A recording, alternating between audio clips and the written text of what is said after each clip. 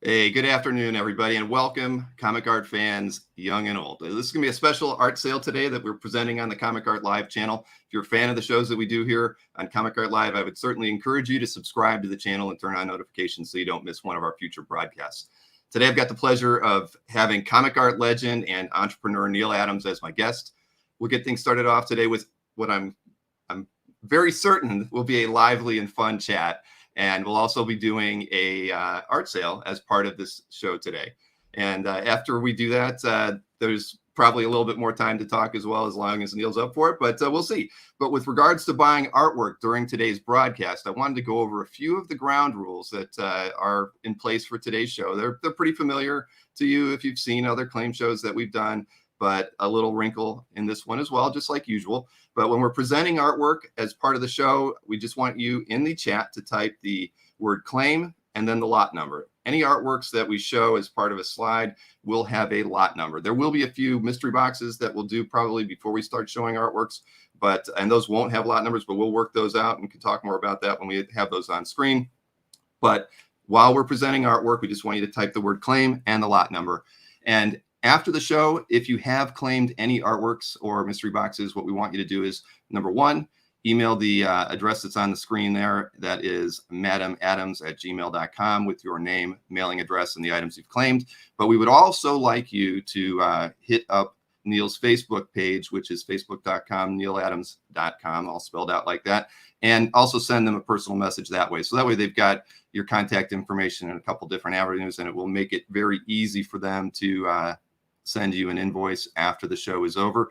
During the show, I would encourage you to take notes when you're seeing the artwork presented, because pretty much you can claim artwork at any point in time, but noting while we're showing the artwork is a good way to proceed. So if you see something early on and maybe midway through the show you decide you want to claim it, at least you've already got those notes taken. And as we've said, the claims will happen inside the chat. And I've always encouraged people to watch on YouTube just because that's where most of the collectors are hanging out. That's where you'll see a lot of the fun conversation and the questions being asked. And it's just where we like to see things happen. But I want you to be aware that when you place a claim, the way you see it in your chat may not be the exact same way we see it here in the studio. In our studio, the claims are ordered in the proper time-stamped order. When you're doing a claim on YouTube or even Facebook, sometimes those claims don't fall in the proper order. So we will be the final arbiter of who has claimed any artwork during this show. And I also wanted to make everybody aware of the shipping rules that do apply.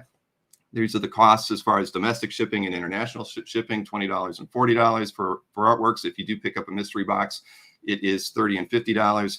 You can have, if you've seen some of Neal's shows in the past, you know that mystery boxes tend to have books in them as well. And those books can be CGC. That's something that his son, Jason Adams, can handle through the Neal Adams store as well. After the show, there's a $30 processing fee per book.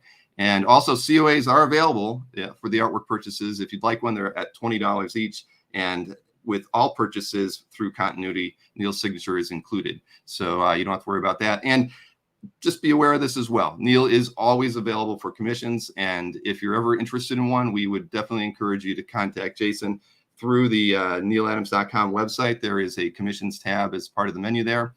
And it's, again, if you want something personal from Neal, that is definitely the way to go about getting that. So without further ado, let me bring Neal Adams into our chat today. Hi, Neal. Good afternoon. Hi, how are you? I hear I'm supposed to be a store owner. A store owner? Yeah, isn't that the common, what we do, right? We have to be store owners? I don't know. I think titles are really, really tough, right? Because when I was thinking about, what do I say? Do I say comics legend Neal Adams? Do I say entrepreneur Neal Adams? How do you like to be defined? I'm a comic store owner. I have a comic book store in Burbank, called Krusty Bunkers. It's on what street, Maryland? Magnolia. Thank you. I thought you weren't going to tell me. Magnolia Boulevard in LA, and my son Joel, who is the nicest guy in the world, runs the store. So we have a store there. Then we have Jason, my middle son, who is basically doing the stuff through the New York store, and you can get stuff through him, the nealadams.com store, a little more common. And then we have, I haven't spoken about it very much to you guys, but I have another son named Josh, and Josh is an artist, but he also works for Business Insider, and he does semi-political animatics and cartoons. And if you guys go check out Business Insider, you will see what the third Adams is doing. The third Adams boy, the third Adams girls, of course. This is Chris. You guys know Chris, hopefully, right? Oh yeah, Rich. You got and then you guys probably know my daughter Zia, who does half of my coloring for me, if not more, because she's fantastic. She learned from me, and she's probably one of the best, if not the best, colorist in the comic book business as far as coloring original art for fans. So she's fantastic. So yeah, it's a group. Then there's Marilyn over there keeping track of everything, and she's comes from advertising. So it's not just me that is here. There is a whole bunch of Adamses that are here. You keep everything in the family. I mean, that's. I've been self-employed for about 25 years, and my wife is my lead programmer. My kids are now old enough to help me as well. They're between the ages of 17 and 23. And so we pretty much run things in a very similar manner. Everybody's creative. Everybody pitches in to make sure that Comic Art Fans as a website is up and running smoothly, and that we're able to put these shows to get on together. And my wife usually works in the production side of things. The kids are putting the graphics together. So we share that in common, Neal, that without question. Would you rather have it any other way, really, though? No, I would hate to have it another way. This is being around your family without being oppressed or them oppressing you, just basically the stuff that they do is the stuff that you need. They do other stuff, but basically there's a tremendous amount of work together, synergy, I guess the word is, synergy that makes these things work. And they work. I can't. And also, if I'm in the hospital or something's happened to me, they take up the slack and take care of everything. So they really take care of everything. Not that I visit the hospital very often, but now and then. Let's hope. Now and then. No, so you guys might have heard about my getting sepsis. Did you hear about that? I did hear about that, and you want to tell us a little bit? How are you doing now? I'm doing fine now. I'm alive. I mean, that's like pretty big. It is. My father, I'll be honest, my father passed away from that. He had a minor surgery and got an infection, and it took about 3 or 4 months, and it finally got him, and it was a rough period in time for us. So I know what you went through. It's a terrible thing. I would say this close to death. Like that close to death. If I didn't have my family around me helping me, I mean, so many things happened to me during this that I could start stories just about this, and you wouldn't believe the story. I'll give you one. Okay, so we're at the hospital. They've taken me away in an ambulance, and I'm delirious and insane. My brain is not functioning properly anymore. My heart is not good. My blood pressure is high. And chances are I'm going to die. They think that I'm going to die of a stroke, right? Mm-hmm. So they're predicting I'm going to die of a stroke. And they said, man, I think he's got a stroke. And my son says, what's an indication of a stroke? And they say, well, his kind of left arm goes weak and it's bad. And my son said, my dad just lifted the chair that you guys couldn't hold down to the floor with his left hand. They said, oh, I guess it's not a stroke. So anyway, they get me into the hospital, right? My family comes. It's terrible, and they put me in this stupid room, which I guess is their job. Okay, they put me in this room, and then the family comes in, and I'm naked, which is not a great thing. naked. I've pulled all the tubes out of my body, and I'm spraying blood all over the walls. Dad. On purpose? No, well, apparently some part of my brain did it on purpose. Wow. It wasn't me. I don't know who I was. I was insane. I was insane. Then they would do things like they would ask me questions during the daytime when I was a little bit more conscious. In the nighttime, I'd say, don't let me go to sleep. Don't let me go to sleep. Shoot, they let me go to sleep. And then I go to sleep, and then I'd have these horrible nightmares and deliriums and stuff like that. And so they'd ask me in the day, and I wake up, they say, do you know where you are? And I'd say, yeah, I'm in the hospital. They'd say, what hospital are you in? I said, well, I'm in that ship that's in the harbor, the Army hospital, it's the Hope ship.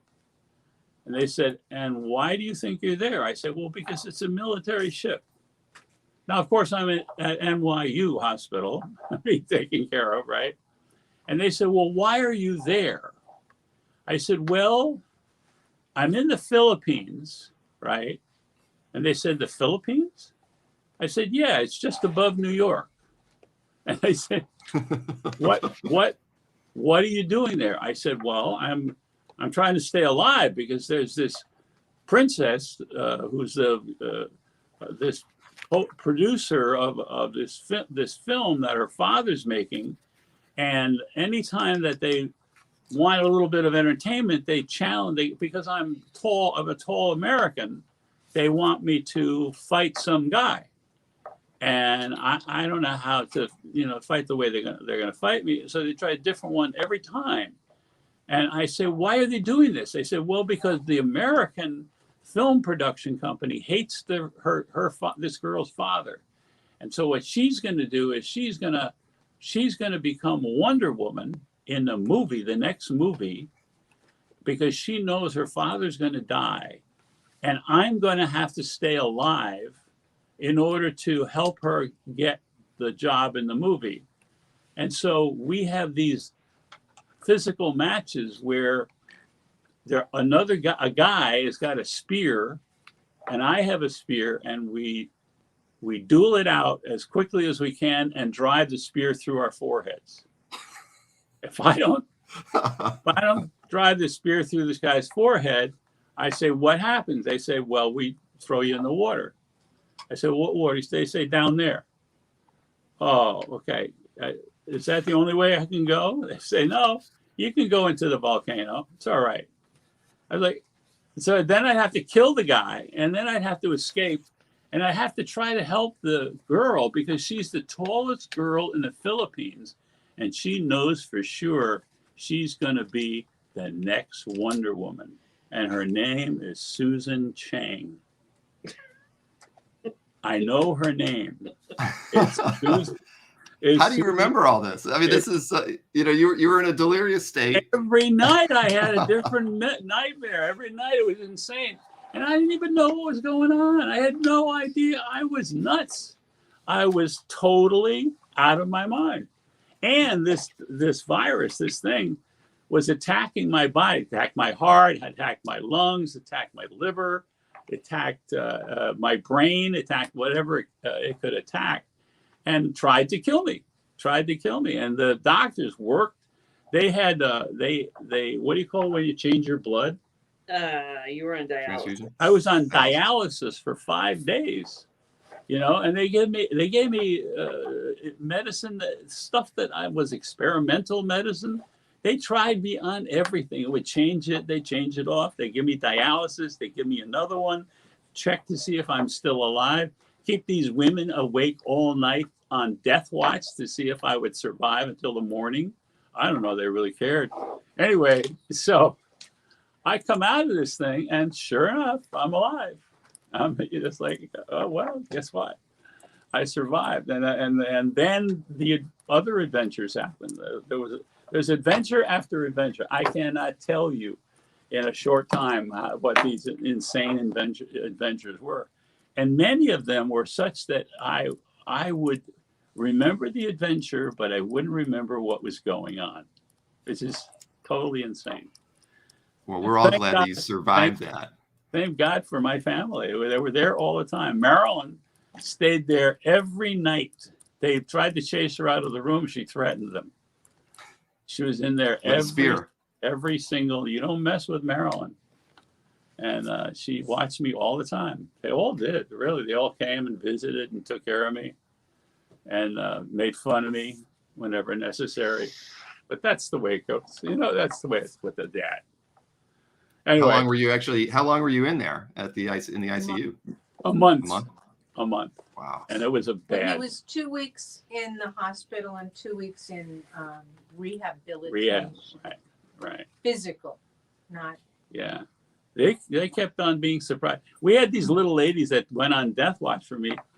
They came over at the end of this ordeal, and they came into my room in the other building where they weren't assigned, and they all stood in the doorway to wave hi that I was still alive and giggling in the doorway because they watched me, survive basically to survive. Up, he's still alive, and so they got a big kick out of saying hi.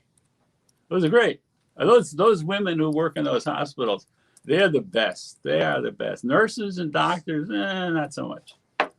And those little ladies, they wipe your poop. You know what I mean? Yeah. I know what you mean. You're right, and they do not get paid enough, I'm sure. That's right. They don't get paid enough. Or get the credit that they deserve. 100%. So that's my latest insanity. Now I'm coming back to physical health. I'm doing things. I get an indoor bicycle. I'm coming back. Where the big deal in the family is, for those of you guys who know me, that up to the getting sick, I had the best hair in comics. I had actually heard that. I voted for you when that came up as one of the award options. More like Hal Jordan, kind of like that, But the best hair in comics, a little gray on the side. Since this happened, a lot of the hair came out. So now we have a bet going in the family, like, is it going to come back, or am I going to lose the hair? So I don't know. It's a little iffy here. We're hoping for the hair to come back, It's a little feathery. It's a little feathery now, right. So we think maybe it might come back. So we'll see what happens. Well, anyway, I'm glad that you're on the mend. I mean, as far as aside from the punch in the gut that you took last night from somebody, we're glad that you're doing better. It wasn't real. It was a stomach ache. It was like a weird stomach ache I got last night. I don't know where the hell I got it from. I have bets on what it was, but I don't know. I don't want to say for sure. Anyway, outside of that, 1,000 other things have happened. There's all kinds of stuff going on. Anything you want to know, I can tell you. Anything that's a lie, I'll tell you the lies. Whatever you like to know. Well, I did actually have a list of questions, and I got a list of answers right here. I mean, honestly, for me, when I think about you and I think about your career, I mean, we usually start a lot of our talks as going back and talk about your origin story in comics and art, and I think everybody probably knows a lot about your. Oh, very nice. Isn't that nice? It is. That's my daughter's coloring, by the way. I was just going to ask. So this is what you get. This is what you get in black and white. This, of course, is another character. This is in color. That's Zia's color. Her coloring is the very best. You can get any character. You can get any family friend, your kid dressed as a superhero, actors. You can get anything you want. You can see the stuff behind me, right? Can you see the stuff? More or less. Oh, yeah. Now the stuff behind you, is that those are the pieces that, or some of those pieces could end up going in a mystery box unless somebody makes a request, or can those pieces be purchased directly today if anybody?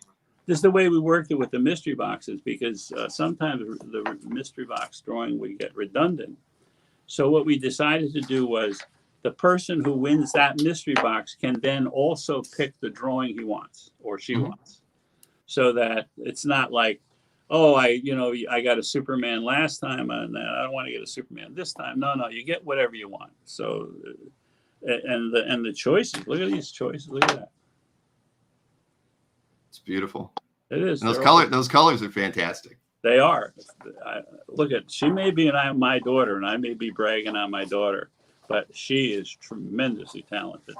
And these pieces have come out great. You can ask anybody who bought one. They love them.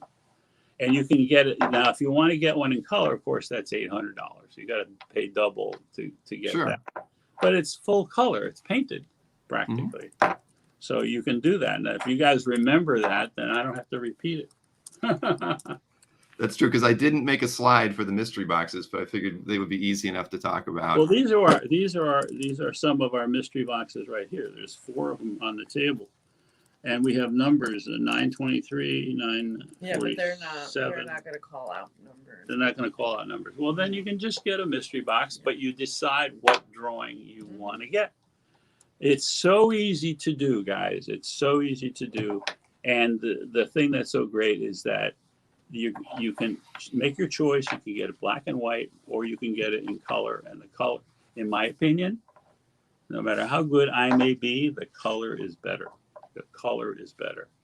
So you got those prices down in your head. You understand. The drawing is $400. If you get it in color, it's $800. The drawing in the box is $400, and if you get it in color, it's $800. Except if you get the box at $400, you get all the other things that are in this box, and I'll show you what's in there. See that? That's solid as a rock, full of books, full of graphic novels, full of all kinds of stuff. There's nothing better than this box in our business. Of course, that's an opinion.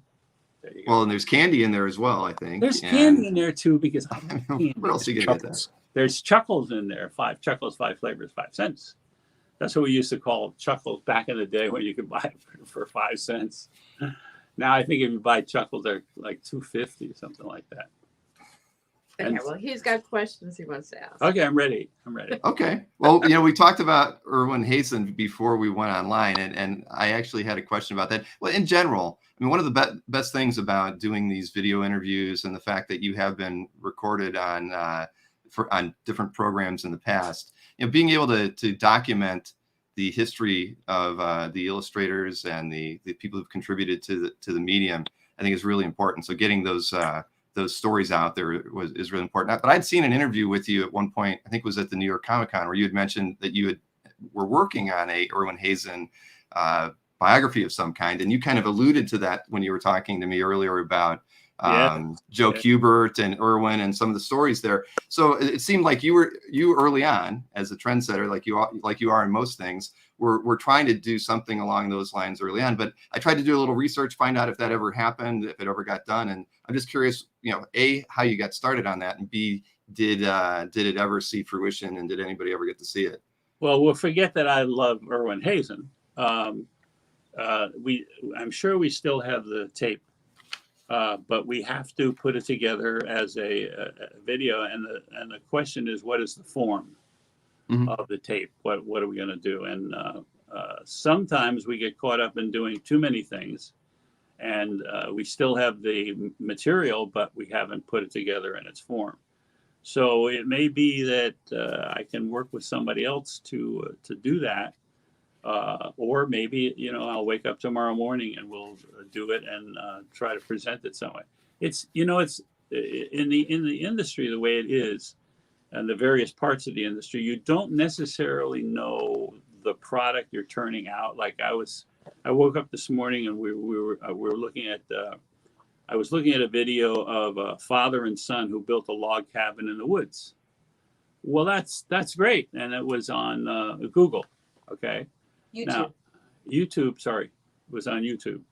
I always get it wrong. Marilyn always corrects me. So that's a good way to do it. I don't know if you can make a buck on it or how you do it. Then the next group of things that I saw were criminal cases where criminals were acting up in the courtroom and arguing with the judge and the bailiffs and stuff like that. That was pretty good subject matter. I don't want to do that with Irwin, So the question is, what format do we do it in? I don't quite know.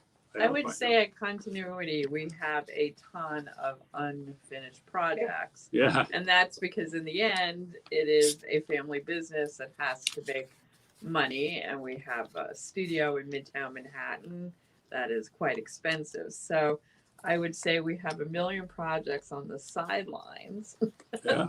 that we work on over Christmas Yeah. or stuff like that. But in the end, the economy of the studio always overpowers that stuff.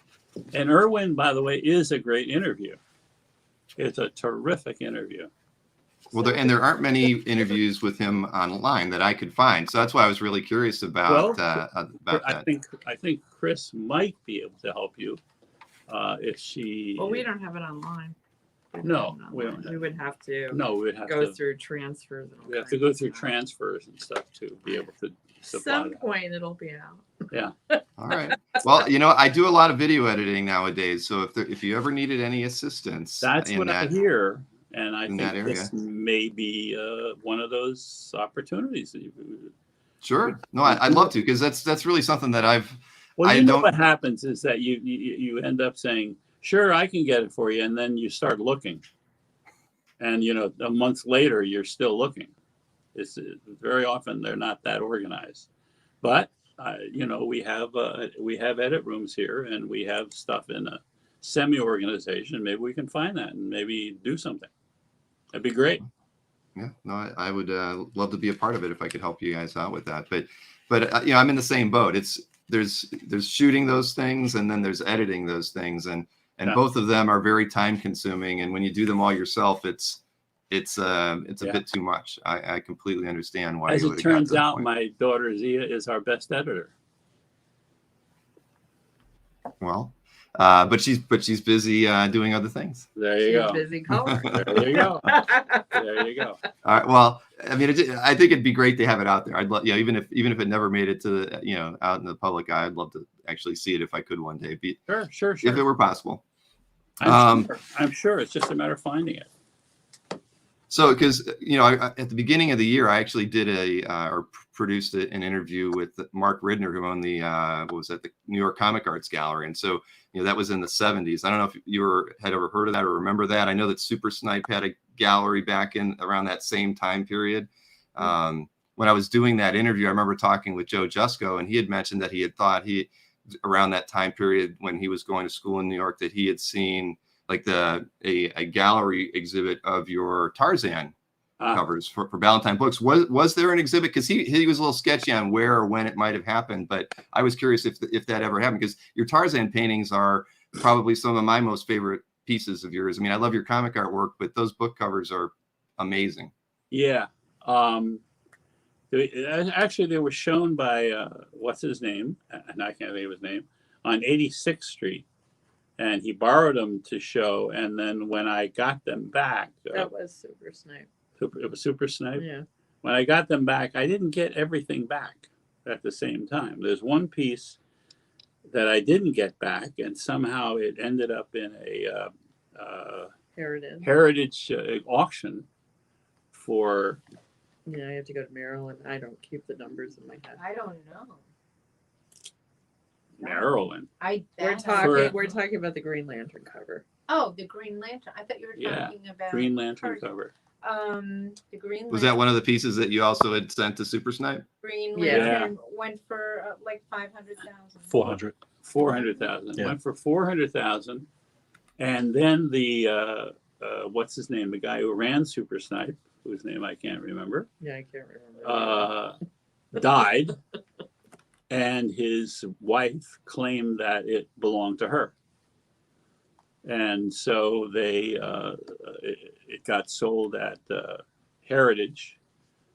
We settled on us getting 10% of the money, but hardly seemed right for my family.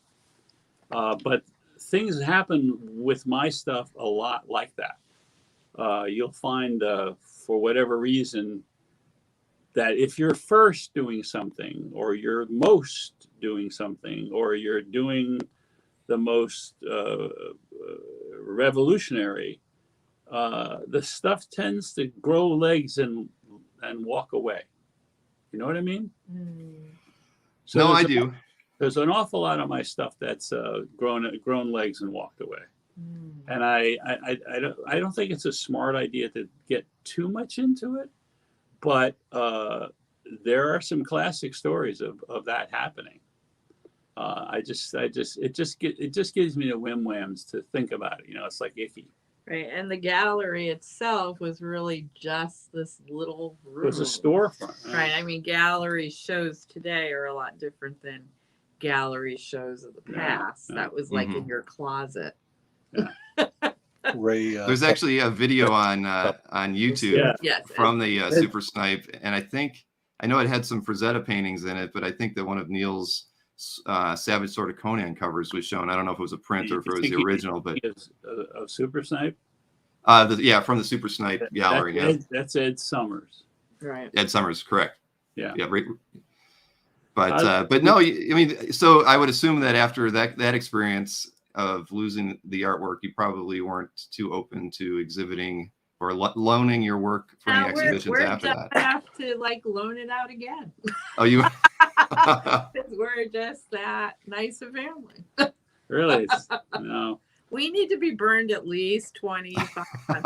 Like, we have to be burned on every finger like 2 or 3 times, and then we go, hey, maybe this isn't a good idea, Dad. Yeah. Ouch, that hurts. Ouch, that hurts. that's quick. Ouch. Ooh, That's the that hurts. continuity way. There's a lot of that. A lot of that. Well, we can leave the lock off the drawers back there. Jim can watch it. And just let Sure. anybody walk through the studios. Sure. Correct. So- Oh, So are you still in possession of the Tarzan covers, or have they ever kind of been exhibited since that time? Most of them are we own. Yeah, good. I'm and glad. They're spread out among the family. Well, I mean, I think that's very fitting because, like I say, they really are some of my favorite works of yours. And You mean I think should give those things to my family? Holy cow! well, No, I'm just you kidding. know, it's. But one of my I've got lots of questions, but 20 times to get Yes, it's the only way I can protect them is to give them to my family. Really, I got Marilyn has got the Superman, most of the Superman versus Muhammad Ali stuff, and she great. protects it with her life, and that ain't gonna get sold until the right number comes up, or the right people come up, or the right college comes up, or whatever it is. That she's willing to go, but now I don't have to think about it. Mhm. Like my job is to draw pictures. It's not my job to. Yes, I fought for the return of original art, and I won. Okay, anytime I get into a fight, I always win. I know if some of you are listening, you think that's an arrogant thing to say. It's not arrogant. It's the truth. I always win, and you best not go up against me because I'm really bad. And when I win, then I see that the stuff goes as much as possible where it ought to go. And we return a tremendous amount of original art to various artists. And it's only in recent times that we've, spread the my art to family. Mhm. And because it's sufficiently important to them, not so much to me, but to them, that they need to have it, and it's important. It's just I'm being an idiot not doing it. When it comes to the return of original art, I don't know if you heard. Did you hear the story about the return of original art? Well, it's one of the questions or something I was hoping we would get the chance to talk about, because I do think that you lobbying for the return of the original art and royalties for artists was an important moment in the hobby in general, just in comics in general. But it was really a turning point, I think, for our hobby as art collectors, because once the artwork was not getting thrown away, cut up, left in storage, and it was able to be released to you and Jack Kirby, I think that was a moment where people could actually, enjoy your work in a way that wasn't just reading the comics, and it definitely allowed. Just so you know. Just so you know, homie, don't lobby. Homie, don't lobby. I don't lobby. No, I get it done. We had I was a president of the Academy of Comic Book Arts in the third year.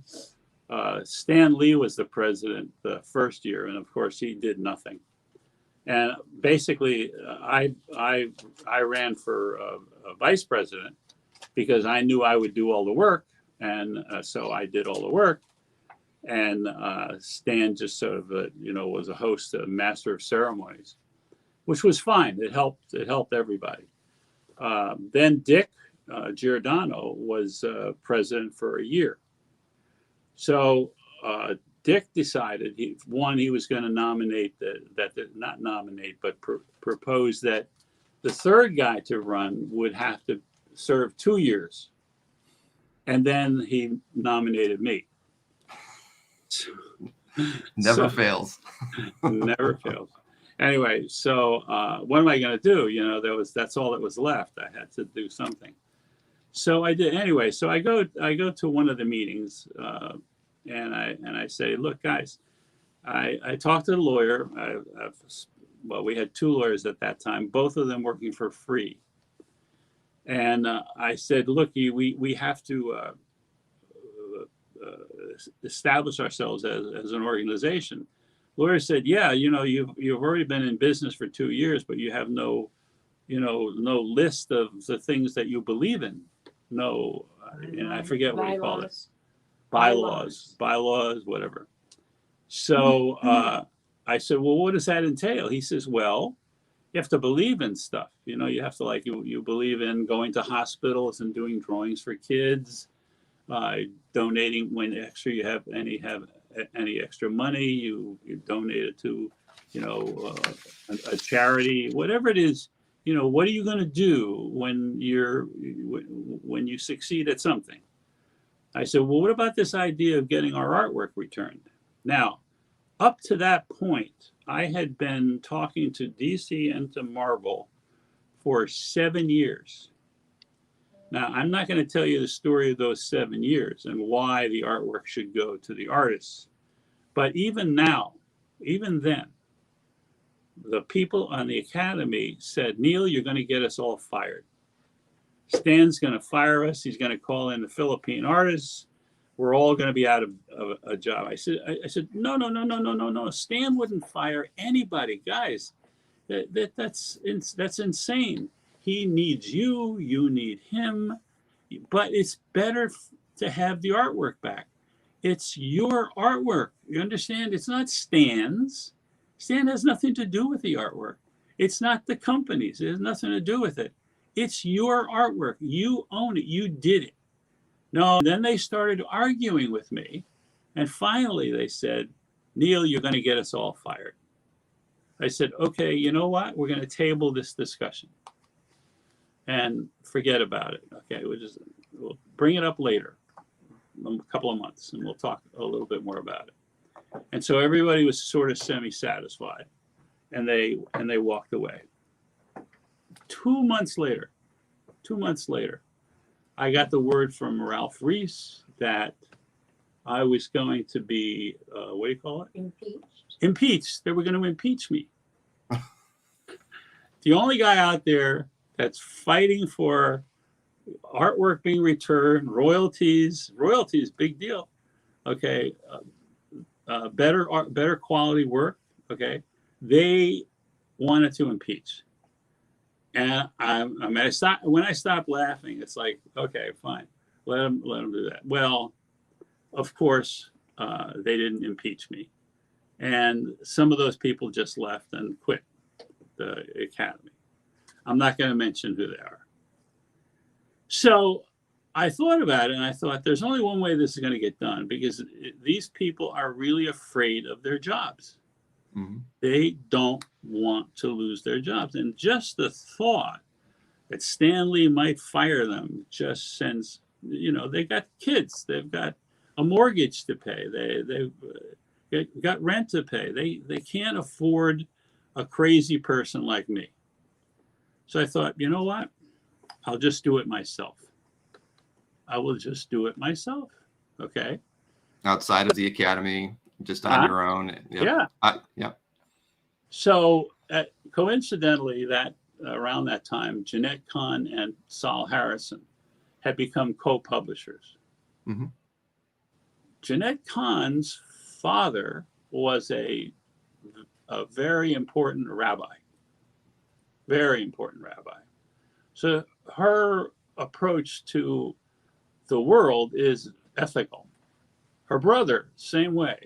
He fought against he fought for unions down south, the Stevens Mills and stuff like that, which you probably don't know about, but it's tremendously important in history. So you write down Stevens Mills. Anyway, so both of them, were very on an ethical approach. So I would talk to Jeanette, and I would say, look, what is it that DC is going to do with the art? I mean, it doesn't belong to them. What are they? Do you know that they've taken my artwork out and tried to sell it surreptitiously in Detroit without telling me they were doing that? And then when they discovered that, oh yeah, they made some money on it, but how are they going to make money on every page they do? Still doesn't make any sense. None of it makes any sense. So what has to happen is the artwork has to go back to the artist. Well, why does the company want to do that? Well, the company wants to do that because if you can make more money doing pages of artwork, then you will do better pages. You will write better pages, you will draw better pages, and you will make more money for the company. But if you withhold that stuff, then why should anybody make an effort to do a good job? They're getting nothing. Right, because page rates weren't that great back then. $50 a page. Yep. But in the end, it doesn't even matter what your page rate it doesn't, is. and that was the point. Want your employees to do a better job, right? Not employees, but freelancers to do a better job. Right. Why do you? Well, you're going to have the burden of storing stuff in some warehouse or this, or return the artwork and let the artist sell the artwork, which belongs to them anyway, and they're going to do a better job for you. You're going to be able to sell your comic books for more money. I said, look, let's have a little discussion about this. Very, very important. Very important. Let's say I'm going to do a story for DC Comics, and you're going to pay me $100 a page, $50 a page. Okay, so yeah, are you going to pay me a royalty? Are you going to return my original art? Well, no, not now. Well, if you did, I would receive that artwork. I would be able to sell it for more money than I make on it now. And if I got a royalty, I might make, because I've sold so many books, I might make $500 a page for you.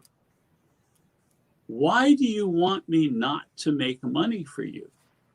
Isn't that what you want me to do? Right. You'll tell better stories. You'll spend more, you'll be thinking more about the artwork itself. Exactly. And I get it. Okay.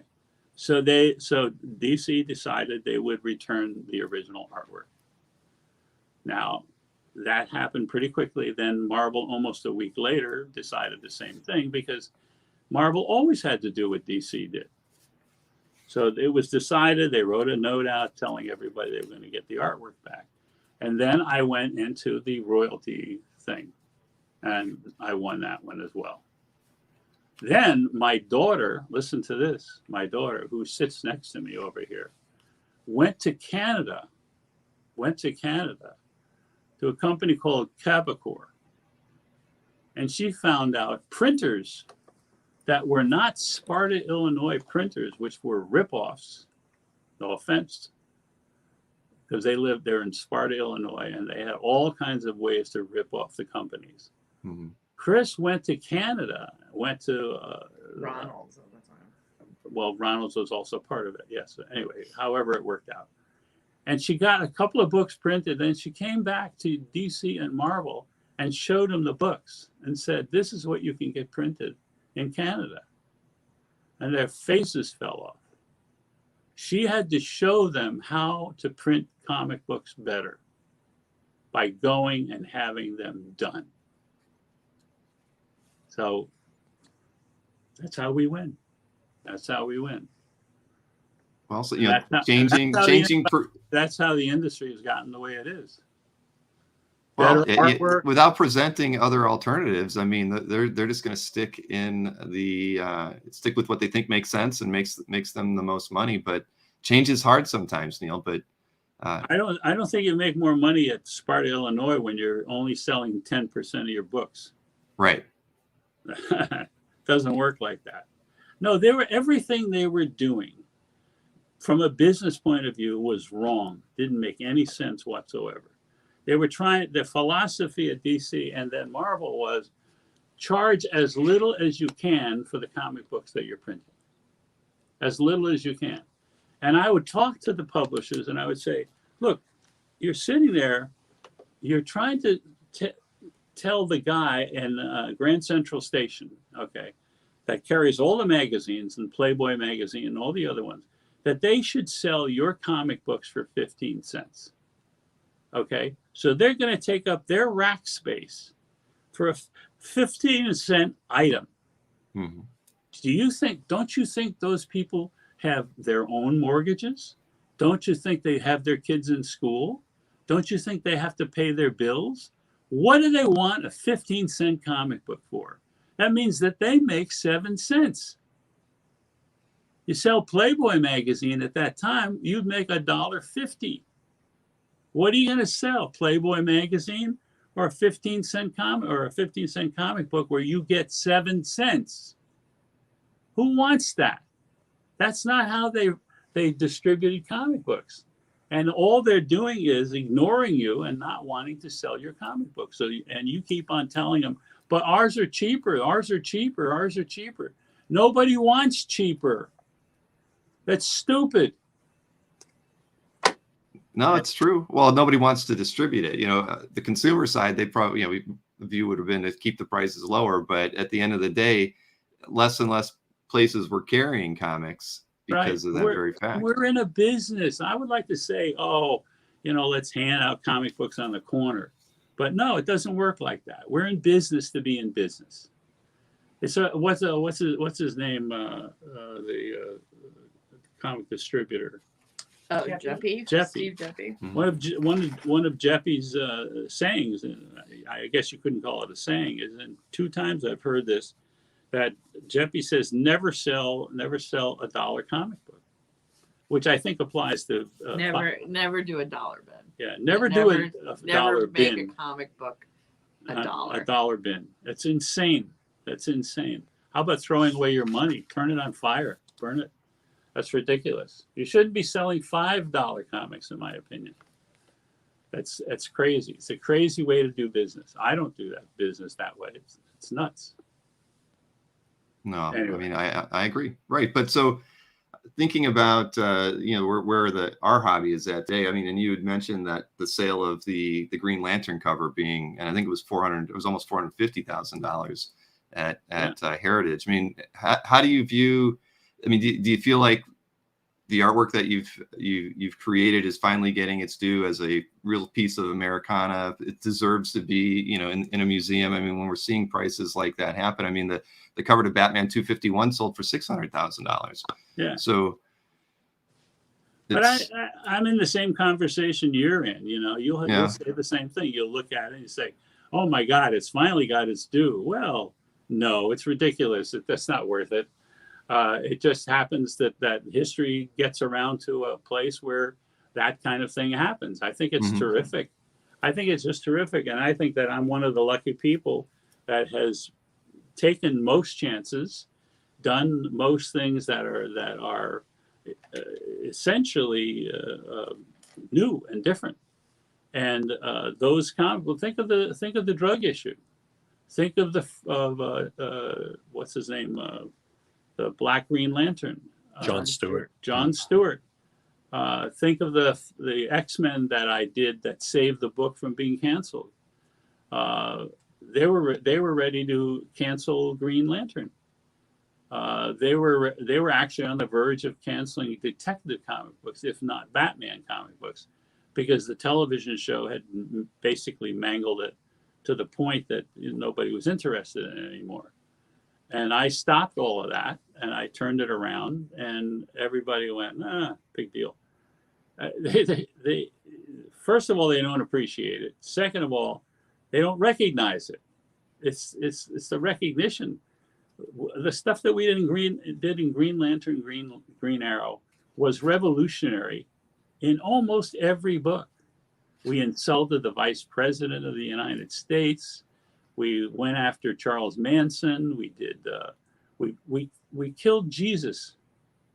I mean, we had the first black comic book hero that was really a comic book hero that wasn't a gangbanger. Now, you notice that about John Stewart? Not a gangbanger. Almost all the other black comic book characters, if there were any, were gangbangers, and then suddenly they get a superpower and then they turn into good guys. Black people don't want to be thought of that way. They want to be thought of themselves as good people from the get-go. Yeah, the stereotyping isn't really the right approach for something like that. No, it's bad. It's actually very bad. It is. I mean, it just I'm going to be going perpetuates the problem. Say that again. I said, well, it perpetuates the problem to begin with. If you do that, that's why John Stewart exists. Mm-hmm. Think about that. Otherwise, he wouldn't exist. They only let me do John Stewart because I would have broken down the doors at DC Comics. And I had a big fight with that too, which I won, of course. Which you won. I was just going to say, which I know you came out on top of. No offense, Julie, but I won. Well, I mean, that's somebody had to be out there pushing things forward. I mean, when you came into comics, the things I've read about the artists who were there around that time, they viewed comics as kind of like a place a jumping off point to get them into advertising and commercial art or something like that. They wish. They wished, right? Well, that was the thing. They hoped that it wasn't going to be their career. It was around your time period where the creators were coming in and grew up on comics and wanted to make it a career. I mean, but you of course did advertising and so many other things after that. But I did advertising before that. I did advertising before I essentially did comics. Comics was after I had hit a fairly rough road, and I went to comics just to get past a certain time. And then I just actually fell in love with it. That's the only difference. When I would go and I would talk to the guys at DC, the freelancers, and they used to call me Smiley then. And like people like Gil Kane and other people would say, "What are you grinning about?" And I said, "Well, we're doing comic books. I mean, it's a lot of fun." And Gil would go, "Look, we don't call it comic books. We call it line illustration." Oh, okay, fine. If that's what you want it to be called, that's fine with me. I don't care. It means nothing to me. But I was having a great time. Most of those guys were just holding on by the skin of their teeth. While I was doing comic books, I was doing advertising. And the advertising that I did made as often as 5 times or more what the comics made for me. Because let's say I did a page, and let's say the page was $50 for the page, whatever page it was. If I went to an advertising agency and I did panels, little panels, 2.5 by 3, I would charge $50 or as much as $200. Think of the comparison. Mm-hmm. Think of the comparison. I was bringing money home. My family was doing just fine. I didn't have to do comic books, but in the end, I did. Because to a certain extent, I liked it. And to another extent, I wanted to fight. I really kind of wanted to fight. And I'm not saying because I'm going to win the fight. I'm saying I just want to fight so that I could have it. And I had it. And I did win. And now we have comic books the way they are. I mean, just think about it. How are comic books today at their best? Fantastic. Fantastic. And it's I just love it. I mean, if we were not making money doing comic books, we're doing something wrong. Doing something wrong. Well, we went through COVID and stuff, but really, it's comic books are great. Comic books are great. Well, listen, I know that people here are hoping to buy some artwork as well. The only other question I was kind of curious about, because I know you really lucked out. You had a daily strip when you were 19 years old. Which really 21. Really 21. Okay. It's almost it was almost 20, close to 20. I just had my birthday and I was 21. I mean, how fortunate is that? I mean, a lot of guys at that time period would have probably killed to have that same opportunity, and you were really getting that opportunity really early in your career. And the other thing I was curious about was, were you, when you were doing that strip art, whether it was Masterson or it was Ben Casey, were you getting those originals back, or were those just kind of you just doing the work and turning them in and then never seeing it again? Again, as much as you could say I did good things, and as much as I might have done good things, and I have been incredibly stupid. I mean, I wish I could say not, but if my writer would ask for pages, I would let him have them. They're not his. The writers don't own the pages, but I let him have them. And then I found out a couple of years later that his son was selling them at comic book conventions. But the syndicate did return your bank case. Yeah, they returned them to various people. Anyway, so it wasn't. Sorry, I'm not trying to bring up sore topics. No. It is. I like the sort. I like being reminded that I'm stupid. It's one of those things in life that is a kind of a happy circumstance, because you learn you're stupid and then you realize, okay, I got some lessons to learn, so I better shut up. And very often the shutting up part is a really good part. So I do learn some very bad lessons, and some of those lessons are those Ben Casey dailies and Sundays. They got into the hands of other people, and they don't own them. They didn't use them. There are good lessons to be learned in them. And I was stupid enough because I had a family that these people weren't paying me very much money. They really weren't paying me very much money. The daily strips, they only got $200 a week doing the daily strip. Oh wow! And I think $150 for the Sunday once we started doing the Sunday.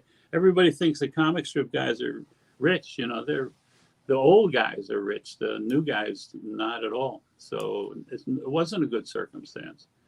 I've learned to make money different ways. I could teach artists right now, right here, how to make better money than they make right now. How to make money, how to invest it, how to put it in the stock market, how to keep a hold of their money, because that's what you have to do. And they don't teach it in school. I don't know if you noticed that. You go to art school, they don't have like classes. No, I've got a BFA, and I went to art school, and they didn't teach you at all how to make a career out of it. They just taught you how to use the tools, and that was it. It's really not. And I didn't do art after I left art school either. I did website design. I did some video editing, but I did nothing that I was trained for when I went to art school. That's right, because they didn't have those classes. Yeah. I mean, I'll tell you a story. I was I don't know how old I was. I guess I was 21, something like that. And I had worked for Johnstone and Cushing, and I had done advertising, and I was paid pretty well.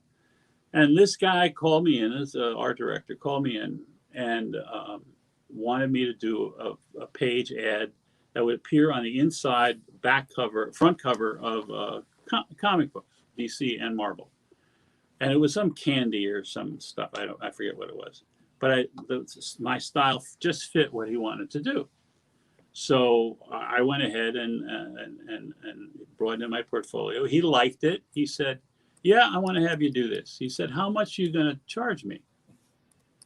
Now, when somebody says something like that, okay, if I were teaching a class, I would just say, what has just happened now is that man has held his wrist out for you to slash his wrist. He has just said, go ahead, slash my wrist. Now, probably he's doing that because it's not coming out of his pocket. He sort of doesn't care. Sort of doesn't care. So I started to think about how much I was going to charge him. Okay. I had charged for other things, maybe up as much as $600, as low as $200. So it had to be somewhere in there. And I'm thinking, well, okay. And I said, how's $400? He just started laughing. He said, I don't think my accountant would make out a check that small.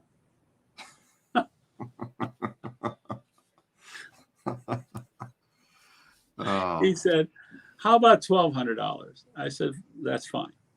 I said, that's fine. Blushing, I left and I went home. Now, how many lessons did I learn there?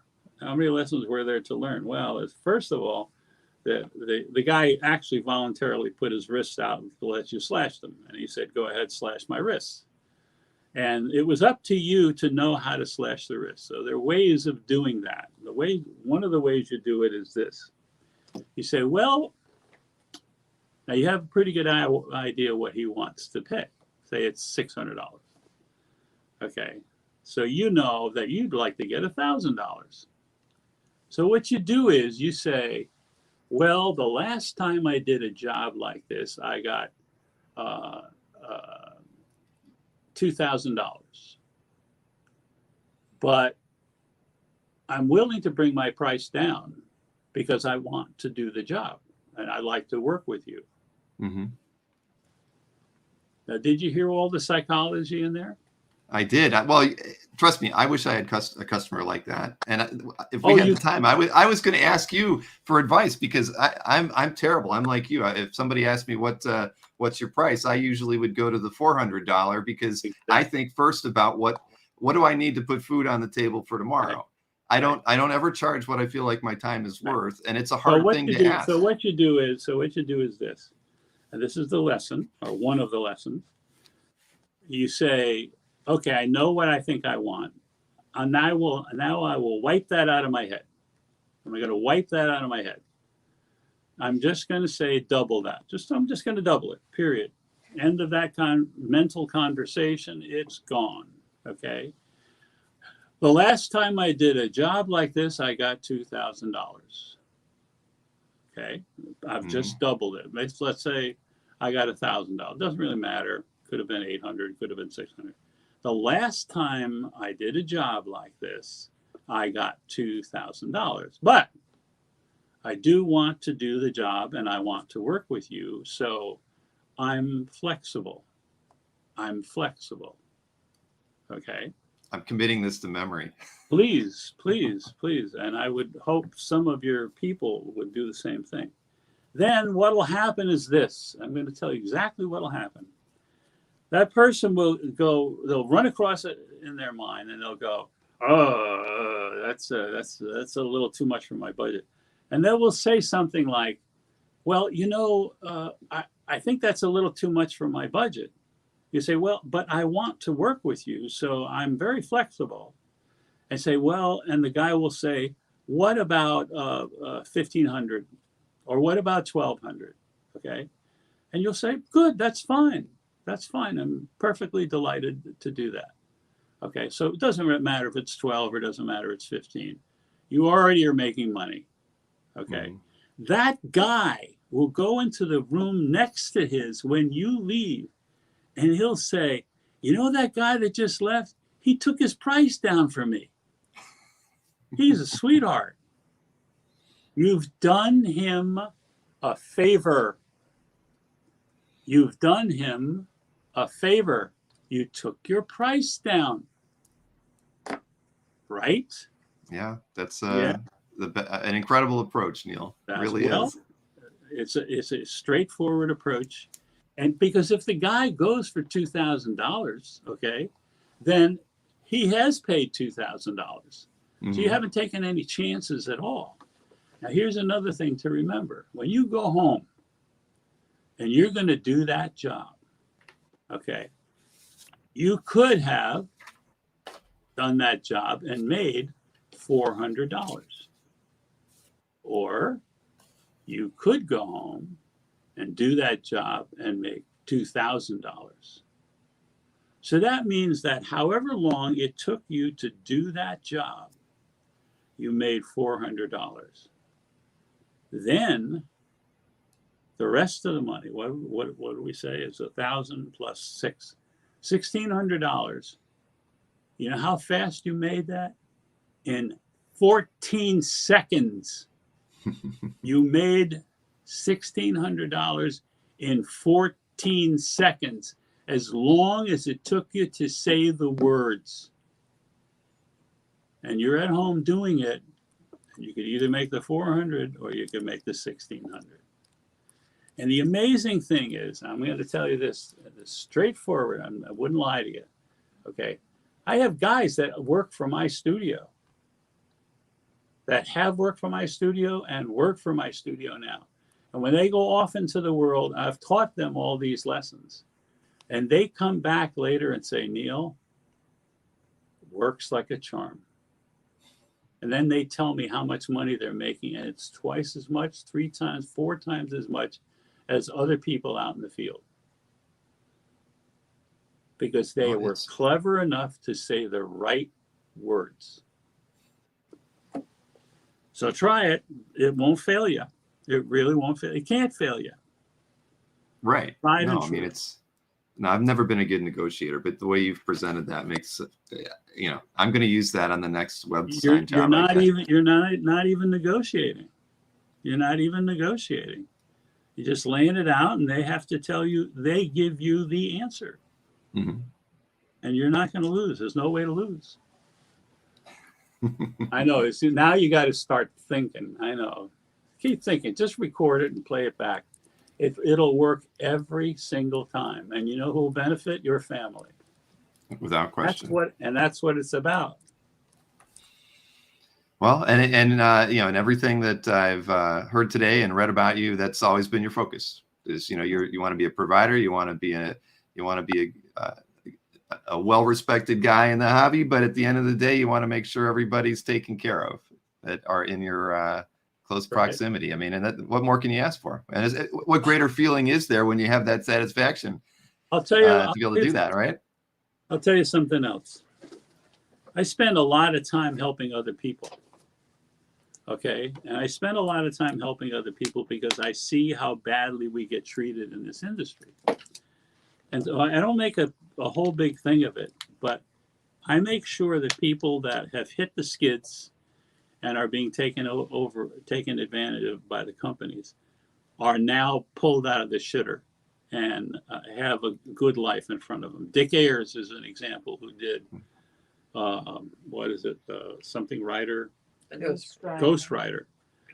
Dick Ayers. Which became Knight Rider. Right. Yeah, it became Knight Rider. Dick Ayers finally came to see me. He had tried to sue Marvel Comics. And, he had $50,000 around. He'd saved it up. He was going to sue them, and he lost. Now, the dumbest thing that he did, of course, is not bring me into the court. But beyond that, now he was up against it. And some people had recommended that he come and see me. And he did, and we got to he came up to the studio, and we chit-chatted for a while. I said, well, what are you going to do now? He said, well, I think I have a job as a store manager at one of these drugstores around town. And I said, Dick Ayers, a store manager. I said, Dick Ayers is not going to become a store manager. That's over my dead body. That is not going to happen. Okay. I said, Dick, have you been to these comic book conventions? He said, no, never went to these comic book. So I laid out how these comic book conventions work and how you get invited, how you contact people. We would contact people for him about the next half dozen comic book conventions that were going to come up, and put them in touch with the guys who ran the convention and tell them they got Dick Ayers, for crying out loud. I got Dick Ayers for you. It's like having Jack Kirby. Why are you not going to have Dick Ayers? Have him and put him in a good place. Don't get me mad. And then I said, look, we have my wife and Chris and different people in the studio. We have lots of contacts with lots of advertising agencies. So we're going to put together some names of people, okay? And we'll take a look quickly over your portfolio, whatever you have. You have a portfolio, yeah. I said, and we'll give you names that you'll give these people a call and say that Neal Adams asked you to call, and to see whether or not you can bring your portfolio up and show your work. Within 2 months, Dick Ayers was at conventions. He was doing freelance jobs at these advertising agencies. His wife was as happy as a pig in shit. She came up to the studio and gave me a big hug and a kiss. And Dick was on the road to success. That is so easy for us to do. It is so easy for my wife, my daughter, my studio to do, to get people helped and to put them on the right road, even if they've been on a wrong road already. I did it just now for you. Just now for you, haven't I? You have. Yes. I'm never going to sell myself short again. Exactly. Never do that. Now he can't edit for us. Well, Rich, I'll take time payments too. You know, I can work something out. See, time payments, not bad, huh? That's right. Oh man. No, we really believe in those time payments, because we've got lots of people around the country who have art on their walls that they couldn't otherwise afford unless they did the time payment plan. Time payment plan is fantastic. Maybe you'd like to hear Chris describe it. No, we need Zia. Unless we have Zia, we can't describe it properly. We're done today. Yeah. Well, you know, the thing is, we do need to get on to showing some art and selling some mystery boxes to get us started, Neal. But you got to promise me that if we don't really get to chat a lot throughout the rest of this, I hope we get to talk about most of the pieces that we do. But I'd love to have another sit down with you and show some more art again. But absolutely, I think I could talk for hours with you, Neal. Hey, I'll teach you how to make money on the stock market. That can be our second episode together. That's right. You can bet it. Because I need help there too. Okay, I'm just gonna take a poll around the room. Chris, how you doing in the stock market? I'm doing okay. Well, yesterday wasn't so much fun. In general. Yesterday was a good day to buy. Yeah, yesterday was a good day to buy. In general, I'm doing fine. Shocking. My daughter went to college based on I had gotten extra money for bringing in Nays and XB work into the studio. That's right. And because it was finished full of commercial work, so it paid better. And that I invested and sent my daughter to Sarah Lawrence, which I believe is one of the most expensive colleges. Probably the most there. expensive colleges out And there. she didn't pay a dime of her 4-year college tuition. That's right. That's great. That was the stock market. That was not right. Not me. And you're still on that horse. Yes. Yes. Marilyn, how are you doing in the stock market? Terrific. Well, you don't have to give me any details. No. Very, very, very well. Very well. Thank you very much, Apple. Thank you very much, Apple. Exactly. And it's a very, very simple process, and you're bound to make money, not because I'm smart, but because I keep things really, really simple and logical. And anybody who's actually listening. We don't take gutsy moves. We really don't. No, not at all. I mean, we Ever. generally play things pretty straight. Right. forward. Anybody that's on your thing, if you ever want to do a little bit of a session of doing it, I'll be glad to fill them in and move things forward. But because you know what? We should be getting the benefit of our country. We should be getting the benefit. We should own our country, not these rich guys. And I'm a little sick of rich guys owning the country. I think we, the people, ought to own the country. But that's me. Don't buy Well. Marvel stock the first 3 times. Yeah, don't buy Marvel stock the first 3 times. Anyway, so I think everybody would be interested in that conversation too. So Well, just sometimes- watching the chat. sometimes people are negative or afraid of it. They say, "Oh, it's like gambling in Las Vegas." It's nothing like gambling in Las Vegas. You know, I will tell you that between Marilyn and I, the numbers are in the millions, not in the tens of thousands. You understand? Yeah. And that's from You're- comic book. And this world. is from shitty comic book work. Certainly Who would have happened. who would have guessed, right?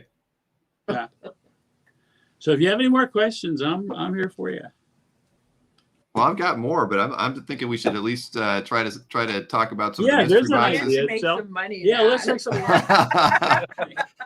Hey, I remember there were 2 things we had to do together today, Neal, and that was be entertaining and sell a few things. So, you know, I think we've got a lot more room to be entertaining, but Yeah. I'd like to, down, so now we can all make money, Yeah. and then we can. and go then back. maybe there'll be some time, you know, in between, and at the end we could talk a little Well, more. am I going to have just- Chris show you some of this stuff? Yeah, Like, I he think we, actually just He said- has I mean, slides. Neal hasn't been in the studio, so basically we sent scans of everything.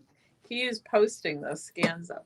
So That's we good. actually just sit here and do nothing. I can do that. We're And done. you know, maybe if you have a little question in between, I can like. yeah, well, we could talk Well, about the we'll artwork sneak that we're away. showing. But now, as far as the mystery boxes go, because I have to tell you, I'm buying one. I've always watched your show and I've never picked one up. So I'm going to break the ice and to say that I'm going to get one of the mystery boxes, but I'm not going to tell anybody what I want because I'd like it to be a surprise. And when I end up getting it, I'll be able to show everybody which character Well, I definitely wanted. buy. So- Don't just buy a drawing from the wall. Buy the box because it's worth. right. No, I'm getting the box. I'm getting the box and the color option. It's the so. same price, and you get Yeah. more stuff. Exactly. No, I've got to get it. I want to get the comics are signed in the box, right? Yep, every Oh, book yeah. in the box is signed by Neal. Yeah, and we keep on telling people, and it's like, Because it yeah, seems but like a I trick. just want that drawing. It's like a trick. It's like we're or tricking something. them or I don't something, know. you know. I don't get it. Where's- I actually where's have the to catch? sit and add the math What's- up, and then people go, "Oh, That's I worth get that's it. $900. Exactly. What are they doing? now Where's- they're idiots. So- Why is he selling the sketch for the same price?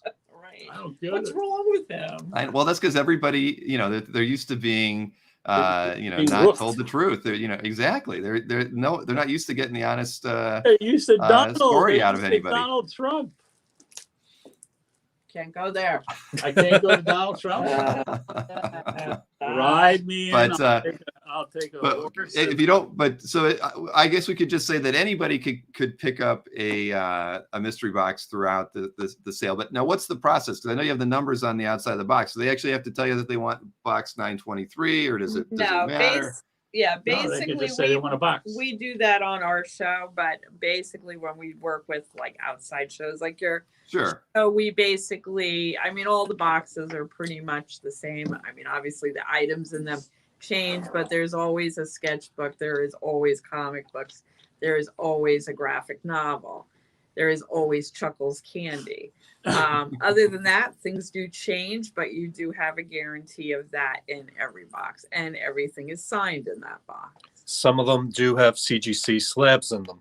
Then you're lucky. Ooh. Then you're really lucky. But because of how when we work with you guys, the tendency is just we grab a box, put your Sure. name on it, and move it along. So So really, then what what we you need is what character you want, or actor, or do you Yeah, want that's what you a have to kid worry in your about for the family most part. done as Spider-Man, or you know, we've done a lot of wives as Wonder Woman. We've done A lot of wives as Wonder a Woman. lot of wives. as Yeah. Wonder We just had one recently. The guy wanted his daughter as Riri Williams, the Ironheart character, which was kind of Sure. cool. Yeah. Wow. So I guess what I would say to everybody who's watching, this isn't something you need to claim in the chat. I can show that slide one more time just so everybody knows Yeah, where. just so you want a red box, but this is the drawing you want inside. Right, the drawing that you want inside, and That's if it. you want it just as a black and white piece, it's Or color. $400, and if you want it colored, it'll be $800. Yep. And so what I'll just show there's the email address you can email it to, or as we've mentioned earlier, if you go to Neal's Facebook page, facebook.com/nealadams.com, send them a message through that page, and you can set it up there. So that doesn't so we don't need to clutter the chat with people saying I want to claim a box. Just go ahead and do that during the show. You can mention, hey, it's because you saw it here on the show. That's cool. I'd like them to know that I'm helping sell a few mystery boxes. So, that would be good to let them know that you saw it here today, and then you let them know about it. But like I said, I'm going to get one. Talk to Jason Adams, who basically handles the store and also handles the commissions. So if it's something more expensive or a medium, whatever you want to get, he is going to help you find your way through whatever maze you might think is there. And he's really, really, really nice, and everybody gets treated fairly. And I do commissions through him. Oh, I would say 3 or 4 a week. Yep. Yeah. Oh, great. Yeah. So whatever you want. And The other thing about the red boxes that I also will say is, especially around the holidays, a lot of people will buy these for nephews, cousins, younger people who, you want to share your love of Neal Adams. It's a love of Neal Adams. It's a nice way into starting a collection. It's a great introductory. Right. It's a nice collection to share the experience with someone else in your family and start them off on a nice And footing. Christmas is coming. Quite true. And what are the sizes of the illustrations too? I mean, they're the ones on the back wall, but They're 8.5 by 11, the paper size. okay.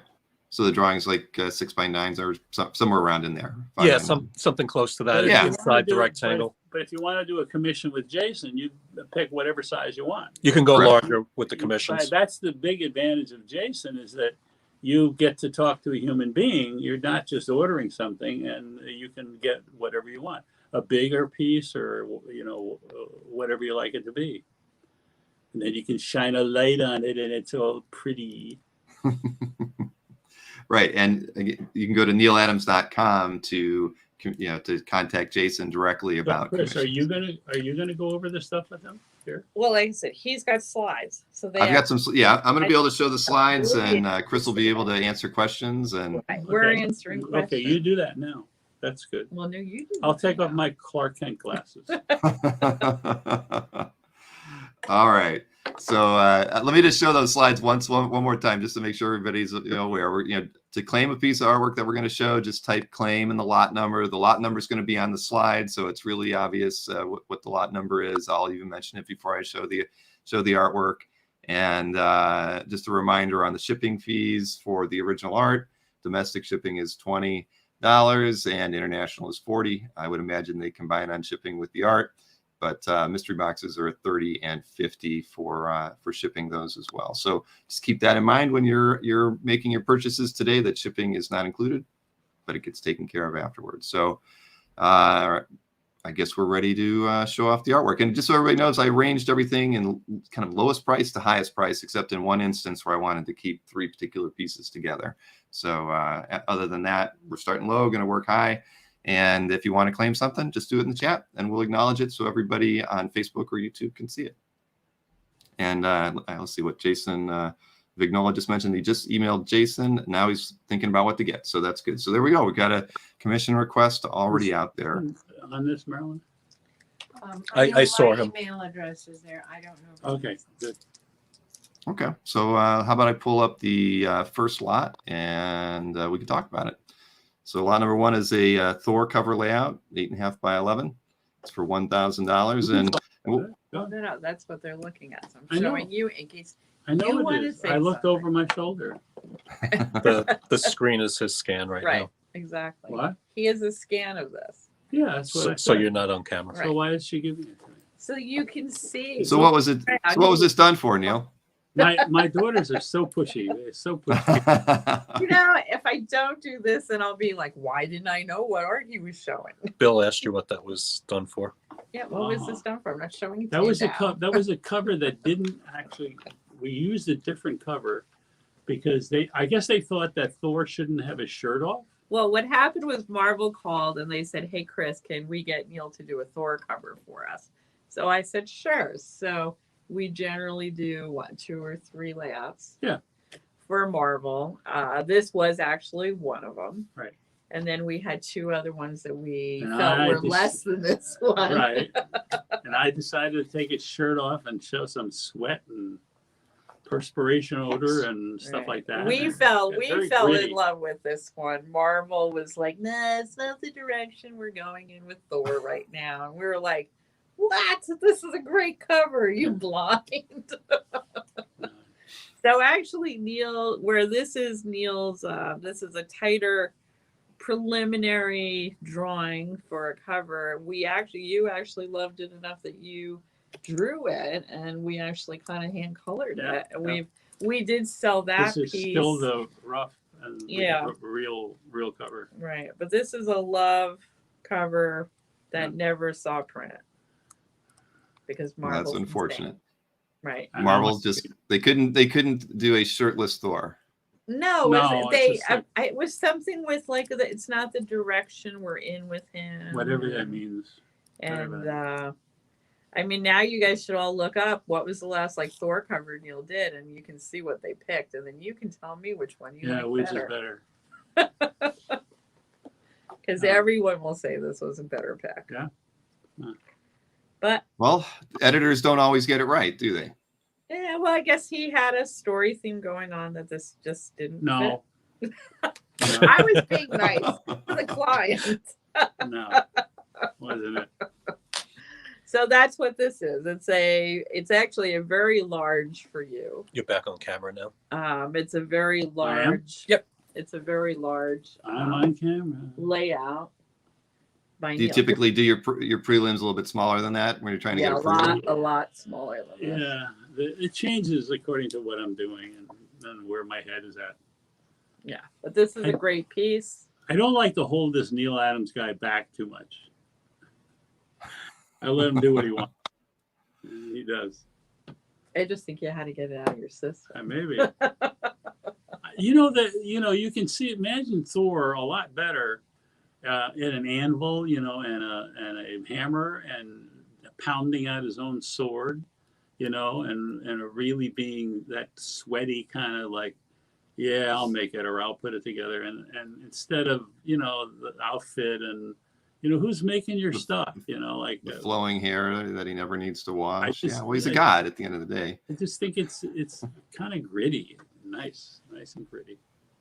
No, I mean, if you saw like- it in the movie, if you saw that in the movie, you'd go, "Oh, look at him, man! It looks so tough."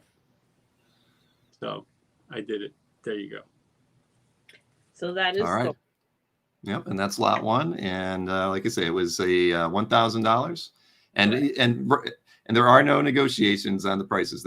I know some of our shows we allow people to haggle. We don't haggle on shows like this one, and definitely not with Neal. So this is that's the price. If you want it, you can let us know. And I should let everybody know that if these shows live on, and so if you're watching this as the rerun, you're more than welcome to reach out to Neal through his Facebook page or through the website nealadams.com to inquire about pieces that you don't think sold, or maybe there's something else that you want, a commission.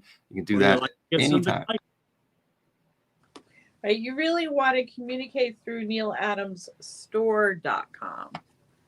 There is a nealadams.com. It can get you to the store, but really, Jason, for commissions, or if there's a piece that you see later down the line here, Sure. I would do the nealadamsstore.com. We got a claim on this. Yes, we did. And I saw the claim question mark, and I wasn't sure if that was a claim, but that's that works. So the corporate law group picked that up, lot 1 claim. Yeah. And I would just say, typically just put claim and the lot number after it. That's what, that's how I know that you're talking about the piece. Because at the end of the day, remember, we're actually going to have 37 lots today. So I could be on lot 30, and then you could decide, hey, I do want to finally buy lot 20. So I'm expecting to see a claim dash and the lot number. So that way we know which one you're talking about, especially once we get through a few of these. But thank you very much, Corporate Law Group.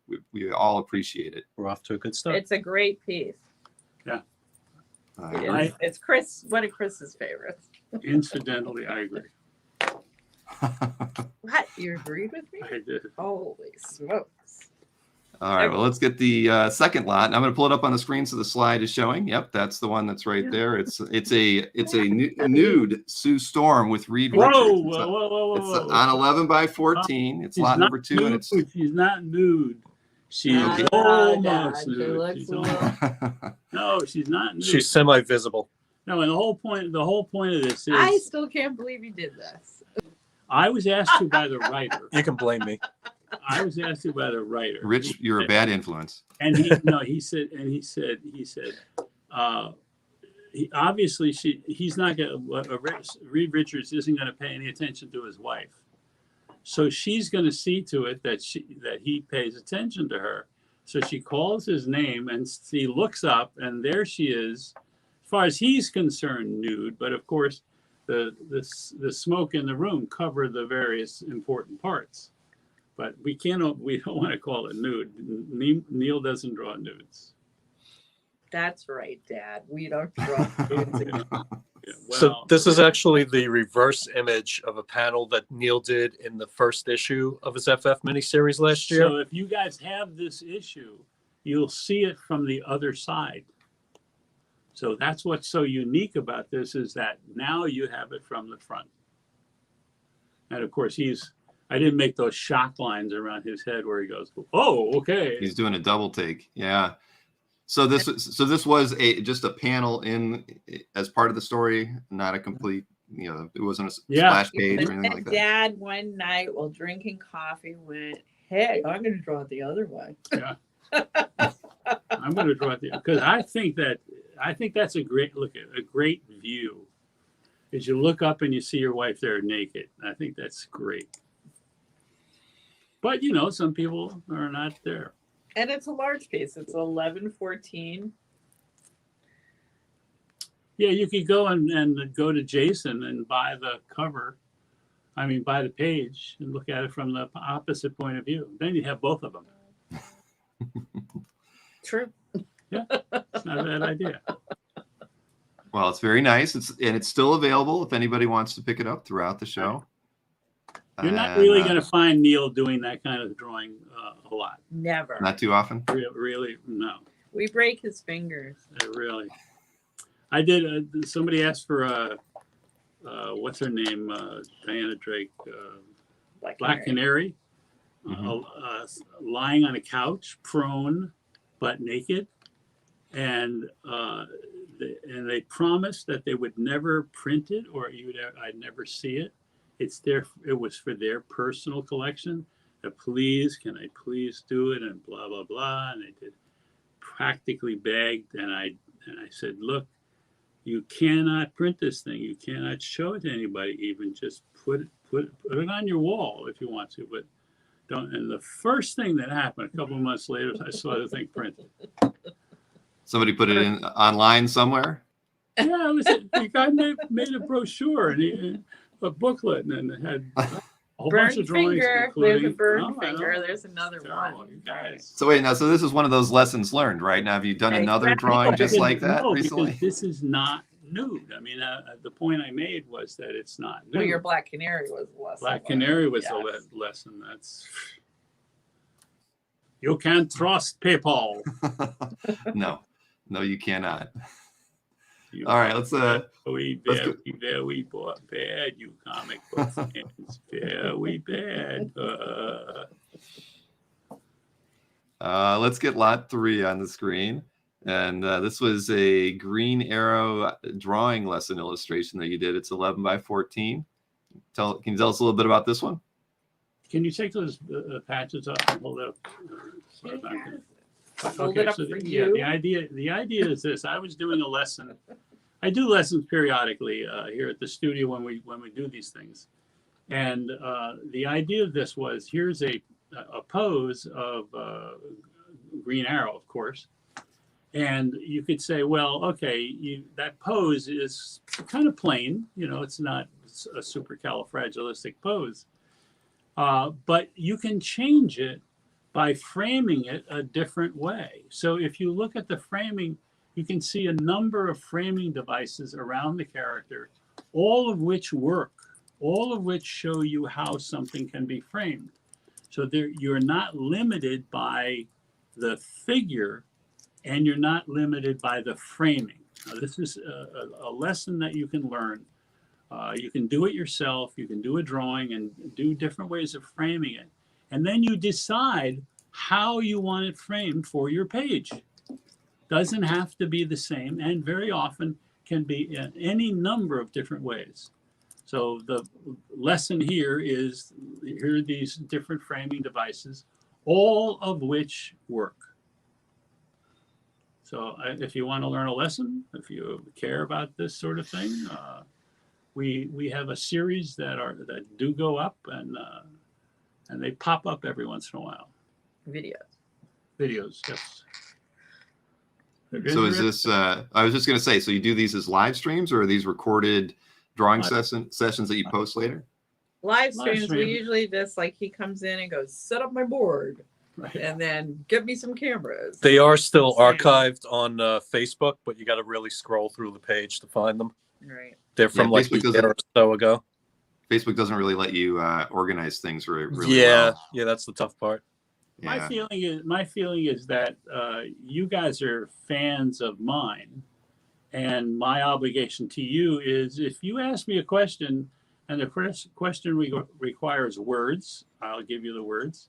If it requires a sketch, I'll give you a sketch. I'll give you a drawing to show you by the drawing what it is. So I don't really hold back from showing you something by a sketch.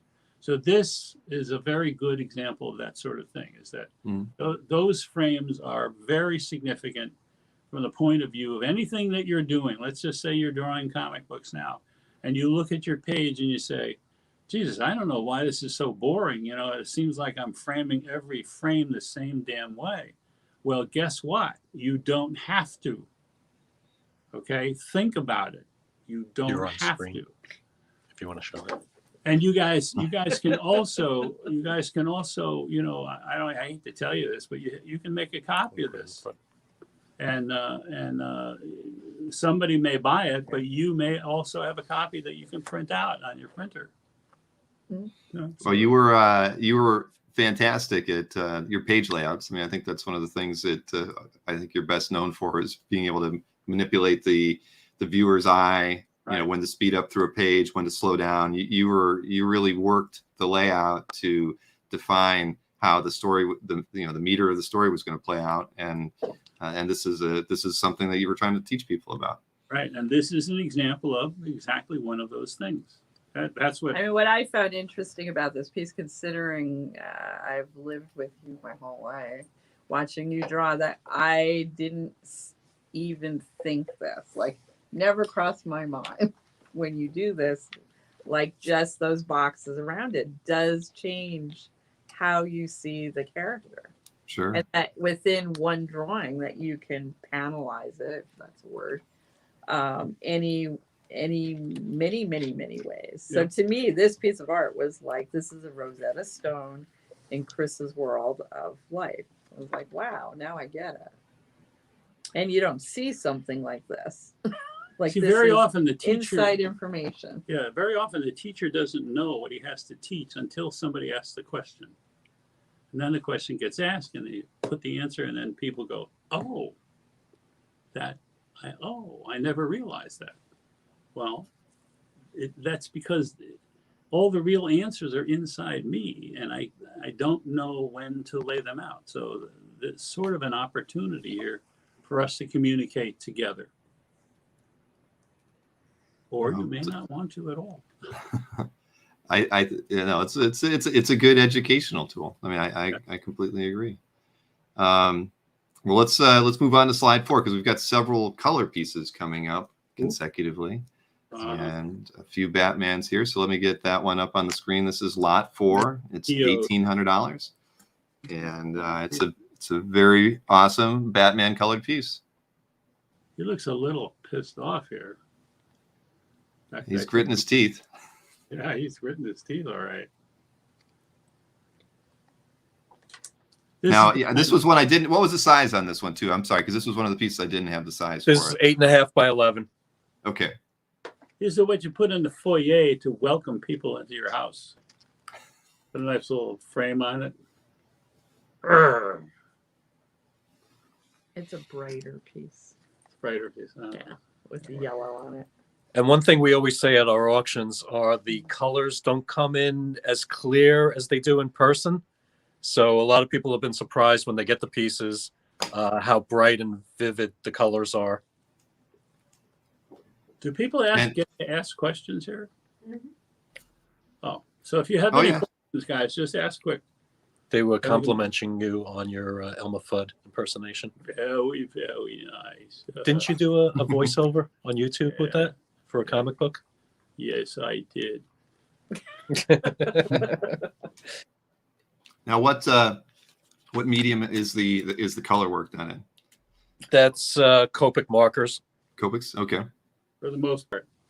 The best thing about Copic markers is they bleed kind of almost through the paper. Can we see the back? Through the back.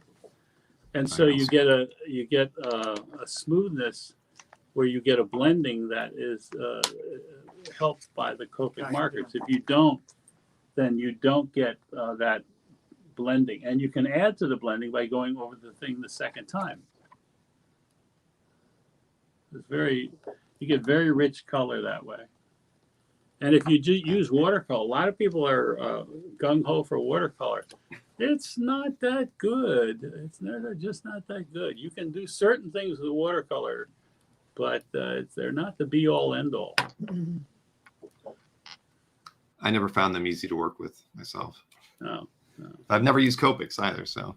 Well, the other thing is that people don't realize that there's two kinds of watercolor. There's concentrated watercolor, and then there's transparent watercolor. Everybody thinks, that they're interchangeable, but they're not. Concentrated watercolor is semi-opaque, whereas transparent watercolor is transparent. And people don't know. That's why there aren't enough really good art lessons out there for people to learn things. Well, we're getting some lessons here today. Well, there you go. Well, let's take a look at the next one, Lot 5. It's another Batman illustration, and got a little bit of city background on there. It's Lot 5. It's $1,800, and A little bit of personality to that Batman. This one is 8.5 by 11 also, Bill. thank you, Rich. I was just going to ask. Very, like you say, he's not as mad in this one. No, it's a little personality. That's for the girls who like Batman, not just the guys. So not the one that you put at the doorway greeting your guests. No, but no. Maybe this goes in the guest room for people who, you've already welcomed in and you want them to stay. I don't know. I felt like this was one that I would hang in my living room. Yeah. We Because all agree. It's calm, right? I call it a calm. We It's all like agree now. Contemplative Batman. Right. What should I have for lunch? To me, the contemplative. We're trying to teach Rich English here. Big words. Big words. Weights. All right. Well, we can Lot 5 is still available, as is Lot 4, both Batman pieces, and just claim it anytime during the show. Next up, we've got Lot 6, and this is a Catwoman leaning against the Batmobile, and it is $1,800. And I got Jason to color most of this one. I like the fact that you work edge to edge on all this, even with the colors. I mean, that's not something that you typically would get in a commission. I think is people just tend to not want to work to the edges. What helps us on a lot of these is that because we've learned not only to do the artwork in the various forms, we've also learned to do airbrushing. And so you can airbrush a whole background. It's not like markers or watercolors where you don't know what's going to happen when you hit the edge. Here, it's going to airbrush right out. It's going to be perfect. we spoil you just- ourselves. Sure. But so you have to mask areas of this thing before you Photoshop or use the Well, airbrush on it. one of the things that Zia does during the show is she cuts a frisket, a mask frisket, Uh-huh. and so when we come on, she gets the camera on the piece, and then she peels the frisket while the camera's watching it. People seem to like that. Oh, that's how you do They it. call it airbrush porn with the Yeah. They also call it a Neal peel. A Neal A Neal peel. peel. But this one is 8.5 by 11 also. Very good. Yeah, one of the things I love about doing these live streams is the fact that the audience tends to name certain things or gives you the input to make to make it a little bit more memorable. Oh, very nice. He's going by pricing. So that's why we have these pieces up front. I could always jump around, but I just thought doing them in order. Nope, you're fine because I'm actually in the order that your sheet is in. So Oh, okay. Good. so that way we can see it as you're showing it as well. Very good. All right. Well, why don't we show lot 7? He's making a face because the next one up is his crazy Joker, which I refer to this as his sepsis Joker phase. This was in one of your hallucinations? Yeah, well, I think so. I think this is more like what's his name? Pollock. No, the guy who I love those paintings. when he gets old, as he gets older, his painting. Dorian Gray. Yeah, it's like Joker Dorian Gray. Yow. I can see that. So this is lot 7. It's $1,800 as well, and And this appropriately is titled. also, not only is this drawn by Neal, but this is 100% colored by Neal. Yeah. Oh, You're not going to see something like that every day. So this is 100% Neal. And a lot of it is painted. Yeah. And somebody realized it was double sided.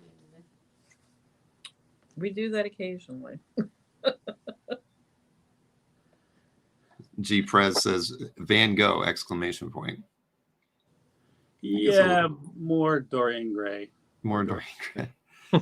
I mean, if those of you who remember the scene where Dorian Gray is revealed, so the painting was so awful. I think of Joker sort of like that, but not quite as awful, just radical. Some things I do because I do them, and I depend on this fan or that fan or this whoever that is or whatever it is to go. Yeah, I like that. That is crazy. And so we go ahead. We sooner or later they all get sold one way and another. Right. Well, you'll end up listing these on your website, or you might show it again on another show. So yeah, whatever makes sense at the time. But sure. sometimes they last a while. Sometimes they go right away. We're all surprised that this one didn't go right away. We expected It's it going to to go right away because I want it. It's the only piece I want. And sometimes I too, love that piece. sometimes too, Bill, people think it's going to be at the next auction, and people will email us in between auctions and claim it, and claim it's it. gone. And Yep. it's gone, Sure. yeah. I Oh, like yeah, that's it great. because it doesn't look like anything else. Yeah, this is Sure. unique. It's your very personal Joker. Well, and colored by you makes it even more special. You won't But, find another one like that out there. Nor I'll will guarantee it. Nor will I do another one like that. Right. Well, and that's the beauty of doing these kinds of shows too, Neal. I mean, we do other sales shows as well, and people will once they know your pattern, you're like, you do this here, and you're going to lead into an auction show a few days or the next week. People will remember. They'll think about it some more, and then they'll make their purchase to cut somebody else out of the opportunity to get it. So that's what this is. What we're doing online through these live streams is just all excuse me. It's very experimental, right? I mean, you don't know what's going to stick or what's going to work, and it's a lot of trial and error. Part of Rich's comments here is that he knows this kind of thinking because he's in a way a fan, but also an artist, and he's sort of trying to warn certain people that there are certain pieces in there that the chances are very good that it's going to go right away. And if you're gonna get it, you should get it now. Others maybe not. You know, maybe they'll last a while, but some of these they go right away. We see it happen all the time. That Joker was 8.5 by 11 to answer the person's question. Yep, I was just going to ask you. I thought it was, and that was Johnny McCloskey asked what size it was. So 8.5 by 11 on that one. And the one coming up is 8.5 by 11 also. The Harley Quinn. So let's pull that up. Lot 8, the Harley Quinn with the bonk hammer, and I actually had 8.5 by 11 on that one. So this is lot 8, and it is $1,800. Yeah, that's great. That's great fun. We've done maybe 2 or 3 like this, and they're a joy. And if you guys want to get a group of them, you can talk to Jason about it. And Zia is basically the core of this, but she really does these Harlequins, you know, with that costume, that black and white red costume. And some people are like a little tired of the movie Harley Quinn, Like and really kind of love this. And this is more fun, you know. It's not rowdy. It's not salacious in any way. It's just a lot of fun. And that's why the first 3 went so quickly, I think. No, this is beautiful. The colors are great. I like the rendition. I love this costume as well. So I think it's a winner. It's very nice. The turquoise background is nice. Yeah. This is one of those Jason. Jason did the background? Mm-hmm. Really? Mm-hmm. And the yellow spots. And the yellow spots? Yeah. Wow. It's a Jason job. There you go. Well, there was a Neal peel on that one, we know. Definitely. And I don't know if you guys can see it on the camera. Zia has a knack of when she colors with markers, she can make it look like airbrushing with her smooth transitions. So you'll definitely notice it when you have the piece in person. Mm-hmm. It's like a very subtle coloring. So do you just draw all day, Neal? Do you ever take a break? Yeah. Yeah. Yeah, I mean, it's. I'm not dedicated to it, but I have other things to do. I study Sasquatch, you know, Bigfoot, and I'm doing a book on it, and also Dogmen.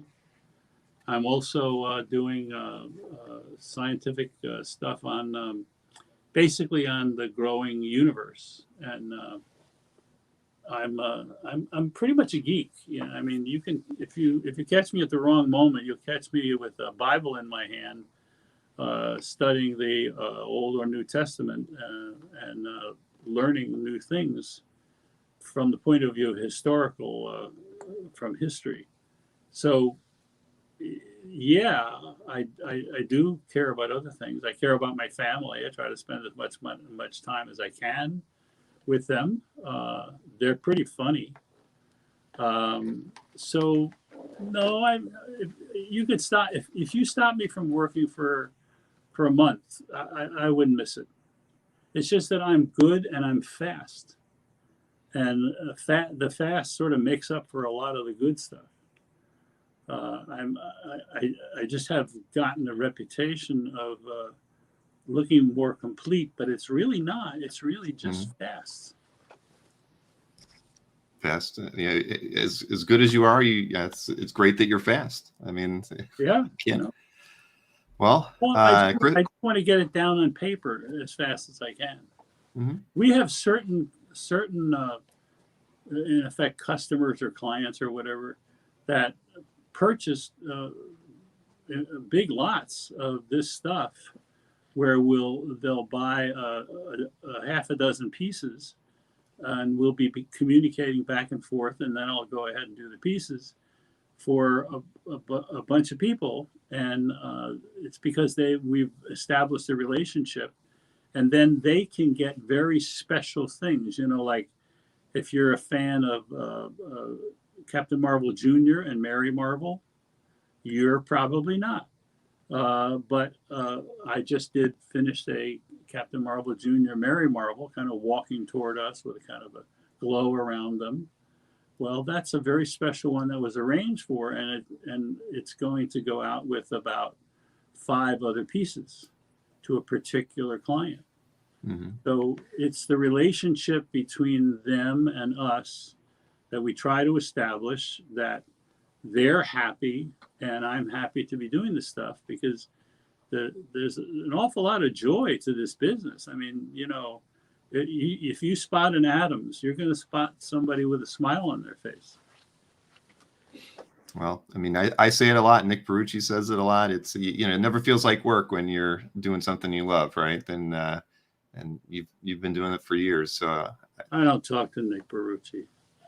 I'm just joking. I'm just joking. Nick's in the audience, by the way. That's why I mentioned him. I'm joking.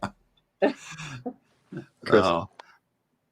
But yeah, I'm going to go ahead and show lot 9. I mean, Rich is showing a close-up of it right there as well. Are we supposed to be doing some covers for Perucci? Not right now. No? No. Yeah, I'll show the slide. Okay, Bill. So this is lot 9, and it's 11 by 14, and it is $2,000. A lot of airbrush in the background there. That's I didn't notice that when you were holding it up, Rich, but that's really nice. And yeah, there's Nick is still watching. Yeah. Well, You'll just have to tell us when our clients are on. Joel is out there, and we're trying to do some covers together. So, Nick, you get a hold of Joel. He's cheap. No, I'm just kidding. You guys give me too many opportunities to kid. Sorry. But yeah, I'd love to do some covers with Joel. So this is this is lot 9, $2,000 for the Batgirl. Very, very nice. Nick said whenever you want, Neal. Yeah, that's right. Whenever you want, he's ready to work. Well, get a hold of Joel at the store. He's talking about Joel Adams. Joel Adams. For those people out there who are like, who's this Joel? Who's Joel? Joel is the one in the family that won the Emmy. Emmy. And he tells me every time we talk. He said, you didn't win the Emmy, Dad. So he's got something that you can't claim. I know, it's terrible. Well, he does that like, well, Dad, I'm the Emmy award-winning artist in the family. That's right.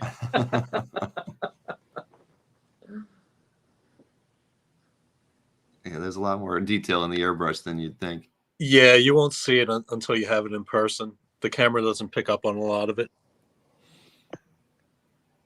Very, very nice. All right, let's we still got a lot of art to show, so let's go ahead and show lot 10. This was Batman with a bat signal. It's 11 by 14, and it is $2,000 as well. I didn't see that one. That's the That's Gurr the Gurr one. Yeah. on the Canson paper. Well, then it's over there. No, it's in here. Oh. Now, who's the colorist on this one? This is Neal Actually, and Zia. Yeah, me and Zia. That's right. No, it's almost spooky. I like the eyes. So when you do something like this, do you you've got a feel for what you want out of it? Do you actually tell Zia how you want her to approach the colors, or do you just kind of hand it over to her and then? No, she starts the conversation by, Dad. What is this? I need you to indicate the lighting. You need to indicate the lighting. Which way does the lighting go? I think it's from we'll do it from two sides. Two sides? Triple lighting?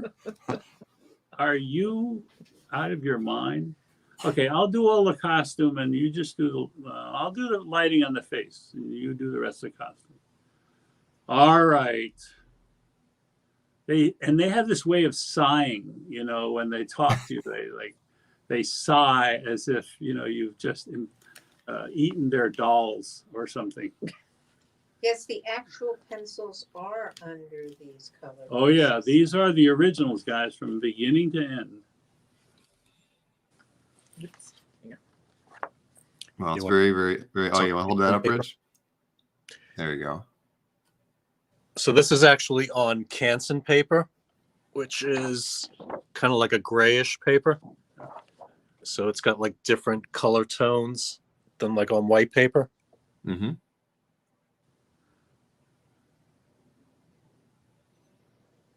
Grr. Yeah, that's the one you hang to greet your guests Yeah, when they come in the that's door. pretty good. Even I like that one. All right, lot 11 is coming up next, and it's a little different. This is a Wonder Woman, but it's got some gold foil on it. It's 8.5 by 11, and it is $2,000. Yeah, there's a reason for it. No, What? Yeah, nothing. I feel like I missed something. That's all right. You can miss something. Okay. So why the choice with the gold foil? Actually, it started when we were doing the order pack. Now that we own a comic store called the Krusty Bunker out in Burbank, Mhm. California, and DC started doing that black and gold series.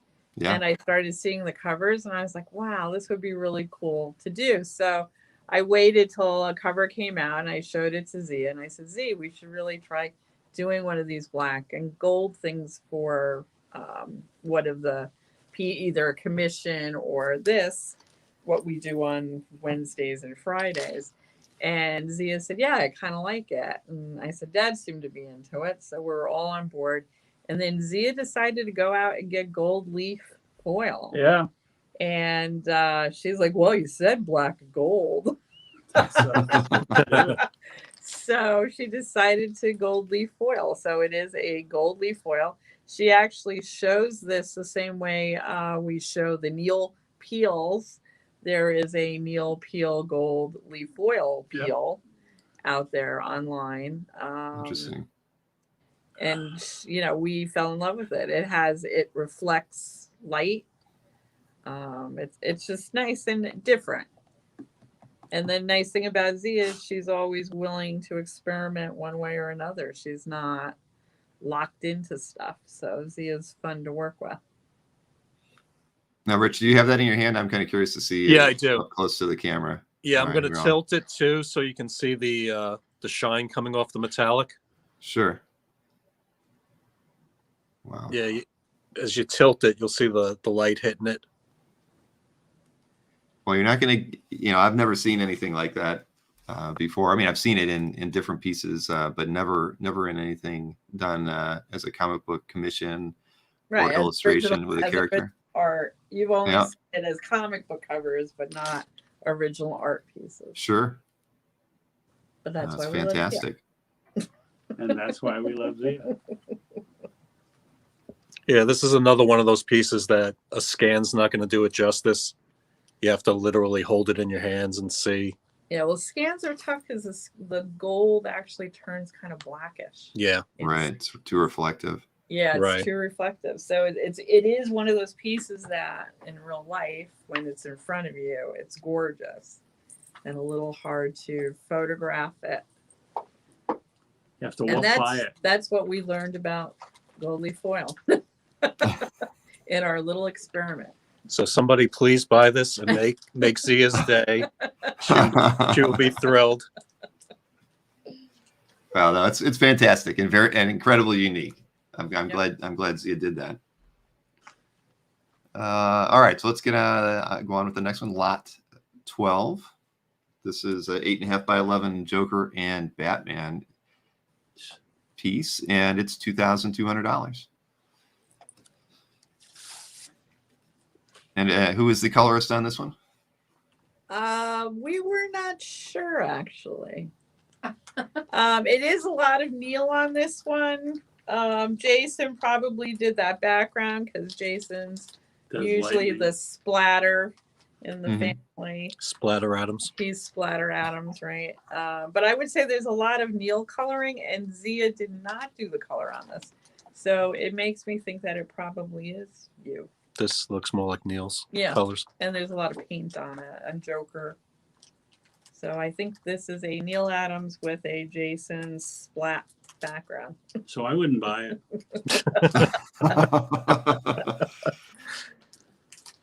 That's not the marketing lesson you taught me earlier. Neal.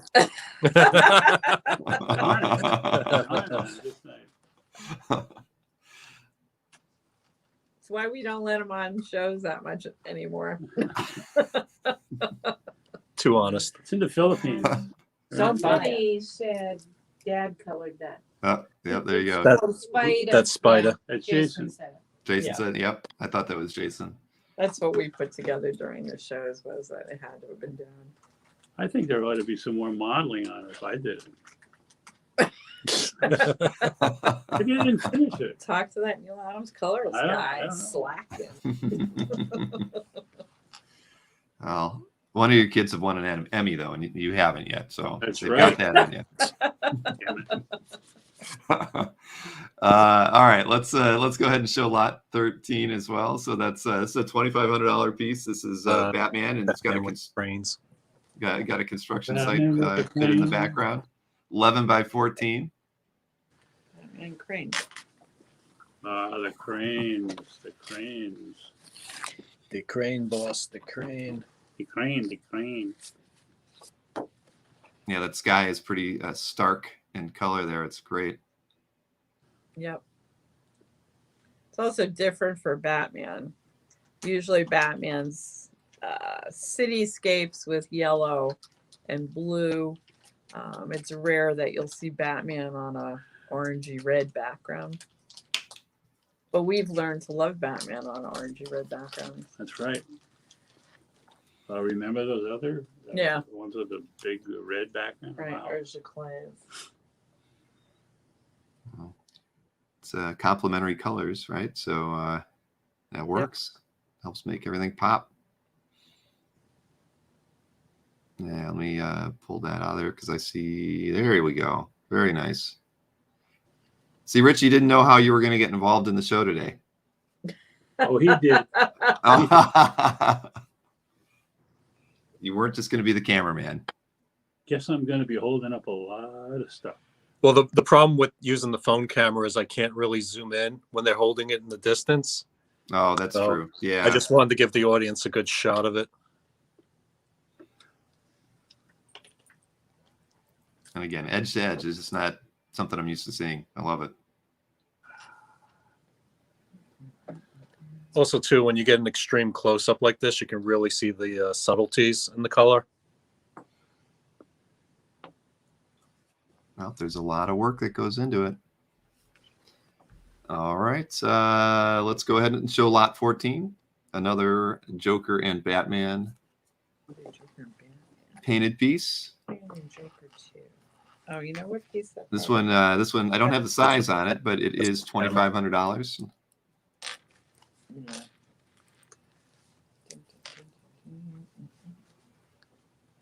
We got the paint spattered background on this one. I like Yeah. that. There you go. What's the size on it? This is 11. Well, it's 11, 14. Hold on. Get the ruler there. Yeah, it is 11, 14. This is 11 by 11 by- 14. All right. Oh, Yeah, Batman is very upset with the Joker, obviously. As usual. yeah, we can't figure out who's actually winning this. I don't know. That's an awfully big hammer.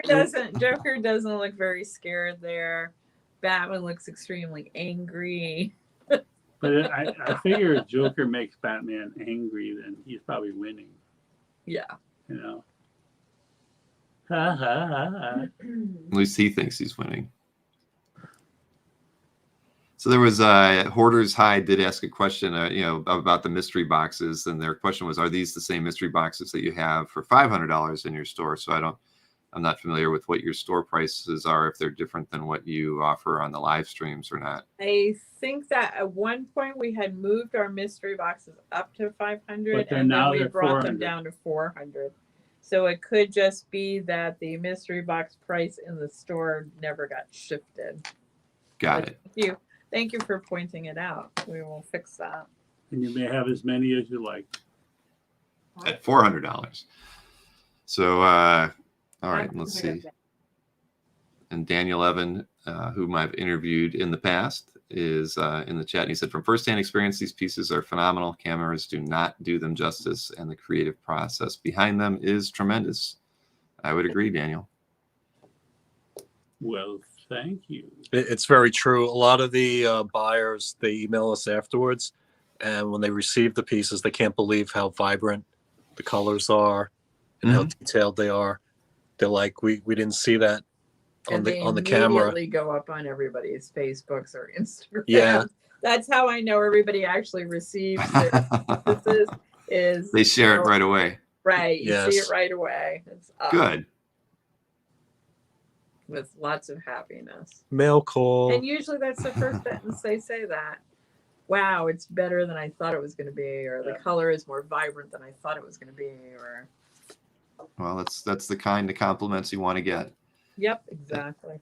All right, so that was lot 14, and we're going to show lot 15. But Neal, there's been a few questions from the audience about whether or not you have any plans to attend any shows this year, or I should say in next year, in 2022, if you've got anything booked already, or if you're going to stick with the live streams for a while. As long as COVID can get away and stay away, I'll be glad to go. But I don't see the danger leaving us that quickly. So I'm. No, neither do I. Yeah. So we haven't scheduled any shows for 2022 yet. I have Okay. a pretty big family, and I don't want to endanger anybody. So I don't blame we can continue to do this. We've got enough resources, and when the Sure. time comes, we'll come to some conventions. When it's safe again, the groundhogs will come out of their holes. Yeah. All right. And there was one other. Trevor just had a question. I mean, he might not have seen at the beginning of the show, or who would we message if we decide to get any of the lots? Yeah, Those, I just typed in Jason's email. Oh, right. Well, I would say, just so you know, though, let's see, I just want to get back on there. Trevor, if you want to get a lot, mention it in the chat, because that way everyone else will know that, you want to claim it, and then you will arrange payment with Neal Adams after the show. It's, you'll be contacting him through his Facebook page, and also being able to send them an email. But so if you see a lot that you want, you should claim it in the chat before somebody else does, because that's how this process is going. You just have to say claim -14, right. And so then as we show it, then you should say I want it, and then we'll acknowledge it in the feed. I'm sorry, Bill. I was replying to Prince Namor that was asking about getting a grizzly poster. Oh, getting the grizzly. Got it. Yes. Yeah, if you have an item at home that you want Neal to get signed, contact Jason and he can arrange that with you. And that's through the nealadamsstore.com. Mm-hmm. But we're really talking about this. Yes. Right, the lots that we're showing today. And Nick Brucci says he wants a mystery box as well. And just like we stated at the beginning of the show, Nick, if you contact Neal through the Facebook page and just let him know that you want to pick up a mystery box, and let him know which character you want and all that, they'll set everything up with you. We're not going to handle those in the chat. Just let them know that you saw it here and you wanted to get one, and away you go. That's how we're handling the mystery boxes. I'm getting one myself. I think So the crazy Joker. Yep. Yeah. Well, I was just going to say, Kame Bazooka has claimed lot 7, which was the Crazy Joker. So someone took my piece. I was just going to say that was the one that you were hoping wasn't going to sell, but yes, it did. Had it up for sale for a bit, and actually last night I was like, if it doesn't sell during this show, I'm taking it. So you were very close, but it is yours. You beat me to it. It's a pretty radical piece. I love it. Congratulations, Kami. That's a We all- very beautiful Not like piece. you like it. You Chris. just have to give Chris Adams occasional visitation rights to it. That's true. And Daniel Evans, my friend Daniel, has mentioned again that we should remind everybody that Neal does do payment plans. It's something you'll negotiate with them because some of these pieces are going to be a little bit expensive, but if it's something that you really want, they will definitely work with you, and they'll be able to tell you what those terms are when you contact them after the show. Well, I'm going to talk about the payment plan once. Okay, go ahead. The way the payment plan works is let's say it is the Batman Gurr piece that was $2,000 that we showed a little earlier with the bat signal. And let's say I want to buy that piece on the payment plan. I would put down a quarter, and that piece was $2,000. So I would put down a quarter of the amount of that piece, which a quarter of 2,000 500. is 500. So I use $500 as a deposit, and then I would be allowed to pay Continuity or Neal Adams monthly or bi-monthly or every 3 months. But the amount of money that I'm paying for the piece and the time frame that I'm going to take to pay for the piece would be in my control or your control because you're the one who bought it. So if this month I can pay $20, next month I can pay $200, the next month I can pay $500. We hold the piece till you completely pay it off. And then once it's paid off, it ships out to you. And there's no penalties, there's no interest. We don't bother you. We just hold on to the artwork till it's paid off. And you are in total control of how it gets paid and in what time frame it gets paid in. Yep. There's Very no fair. pressure from us about it. If you go missing for 6 months, we'll call to find out you're not sick or something, but that's about the limit. Because we care about you, but the way you pay it is totally up to you, and you can take as long as you like. And the advantage of that, of course, is that you don't go in and buy a car with cash. You do it on a payment plan, so this is your own payment plan. We don't care. In all honesty, we don't care. We have money in the bank. Okay. All So right. it's easy peasy. And anyone who has gone through the experience of We'll either tell you that it's Right. great. and that people who thought I would never own a piece of Neal Adams own like Yeah. 8 pieces of Neal Adams That's right. at this point. And they all say if it wasn't for the payment plan, I wouldn't have owned one of them. Nice. Yeah. Very logical. Well, you want to get your art out there, and if that's what it takes, I mean, Well, the thing is, that's the owning benefit. art is tough for some people. I mean, it's not like everybody's rolling in money. I'm in that boat. I usually have to double check, can I really afford something? And so I've done payment plans to purchase artwork many times because sometimes you really want to have it, and that's the only way you're going to get it. So Yep. it's great that you don't for that. And ours is the best. It really, you can just ask around. I mean, the people will tell you there's nothing like it. Really, nothing like it. All right, Okay, well, we're going lot 15 now. This was the Black Canary, and it said Sin City Dude. I'm assuming that's Marv. It's 11 by 14, Yeah. and it is $2,500. Yeah. And no, very, very nice. And again, lots of airbrushing in the back on that one too, right? Great. Yeah. This actually, the bottom section of it is airbrush. The top part is marker colored. Got it. And hey, I did want to mention that Nick Barucci picked up lot number 2. That was the not nude Sue Storm with Reed Richards on it. The panel piece that you said you had flipped in the final. But thank you very much, Nick. We all appreciate that. And again, so what was the inspiration on this one, Neal? I was invited by Frank Miller to do a piece that he wanted to do a sketchbook that included some of his favorite artists. And I had sort of agreed to do it, but I never got around to it. And I didn't even know what I was going to do until it occurred to me I would do this. And or by the time I did it, the project was done. So I just had the leftover, which is that, and I kind of liked it.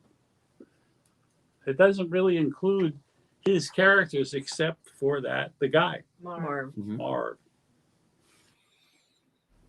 Oh, very nice. Well, it's too bad it didn't get to be a part of that sketchbook then. I don't know. Sometimes it's better not. Sometimes I don't know. There's always another boat to catch. Yeah, there's always another fish to fry. Sure. All right, well, let's get lot 16 up on the screen. The green Goliath. This is a awesome Hulk image. Love the color choices on this one. It's $2,500. What was the size on this one? That is. Looks like 11 by 14. Okay. Yeah, that was essentially originally sketched out for. Come on, help me. The cover. This was a recreation of the pose from Marvel Feature #1, which was the first appearance of the Defenders The Defenders. that Neal did the original cover to. I It did the actually original wasn't cover, a then I did Defender the second cover, then I did the third cover. Dang. It's also a piece that has been licensed onto everything. Yeah. No, it's pretty Kirby cool and very, very pretty. I like the colors. No, I've got I love the purple. Yeah, it's not something you would expect to see in there, but it's amazing. It's that nice uplighting. All right, so we got Hulk there at lot 16, still available. And let's go over to lot 17. This is another Harley, but in a different costume. It's And this one's more or less the movie. This goes to the movie. But if you look in the background, you will see an image of the Joker. And that's is that air? Well, part of it's the blue is airbrushed, but I imagine the green is done differently. The green is painted on. It's Okay. done with it's done by smashing a brush on it. You just smash your brush on it. Yeah, that Joker image is paint. You could do it. You could do that technique several different ways. You can do it with a sponge. You can do it with a brush that you're trying to throw away. You can crush it onto the image. There's different ways. You could do it with a toothbrush. Right. And actually the green hair of Joker is done in a pearlescent paint. So it actually has a bit of a glitter to it. Again, this is Zia playing with equipment. Experimenting. Right, Yes. experimenting. So that is a pearlescent Joker hair. That's the biggest fun around here, is to experiment. Are all your experiments always successful? No, and if they were, I would assume they were failures. Actually, that's the answer I was looking for. Right. The pieces we experiment with are the pieces that actually take us a very long time to sell because they are outside the box a lot of the time. That's true.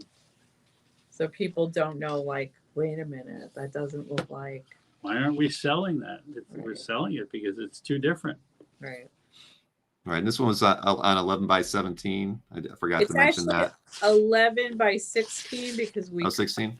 we cut off the top of it. Okay. Well, is it 11 is lot 17, and it is I would not- $2,700. It is. I've measured it 100 times. So, and I will say that is a very tightly rendered piece. It has a different feel to it than a lot of the other pieces that we've shown. That's a great Alright. piece. I mean, It that Joker is. back there, where you just sort of see him, and then he becomes obviously apparent. That's a really good idea. And yes, we do take PayPal. I was just going to ask that question for Robert. So you do take PayPal. All right, very good. Yeah, don't hesitate to ask questions, everybody in the audience. There's over 120 people watching right now. So if you have a question, let us know. We're happy to answer it, especially as it relates to. This is my favorite piece. All right, let's get that one. This is lot 18. Right. This is $2,700. It's on 8.5 by 11, and it's Joker with Batman and a voodoo Robin, voodoo Right, doll Robin. It's the Joker rattling the brains of the Robin doll. Tick, tick, tick, tick, tick, tick, tick. Oh man, look at those teeth though. Man, he's Yeah. Sometimes you really can have some fun with these things. Z and I now want a Robin doll like that. Like every Well, time it comes up, we Let's want make Robin dolls let's make like a Robin that. doll like that. well, this is very colorful, very it's I just love this one too. It's fun. It is fun. Fun. Yeah, it's like a Cesar Romero kind of vibe. And it's a lot different than like the Harley we just looked at with the Joker background. Correct. So a lot of these are in many different styles within the style of Neal Adams. That's the part of the thing. And I know that I throw people off at times, and I'll do something that's nothing like the last 5 things that I did, and they'll go look at it askance and wonder, what the hell am I doing? And what I'm doing is I'm having a good time, and I hope that the people will have You're a good actually time being with an me. artist. Ooh. Oh, actually being an artist.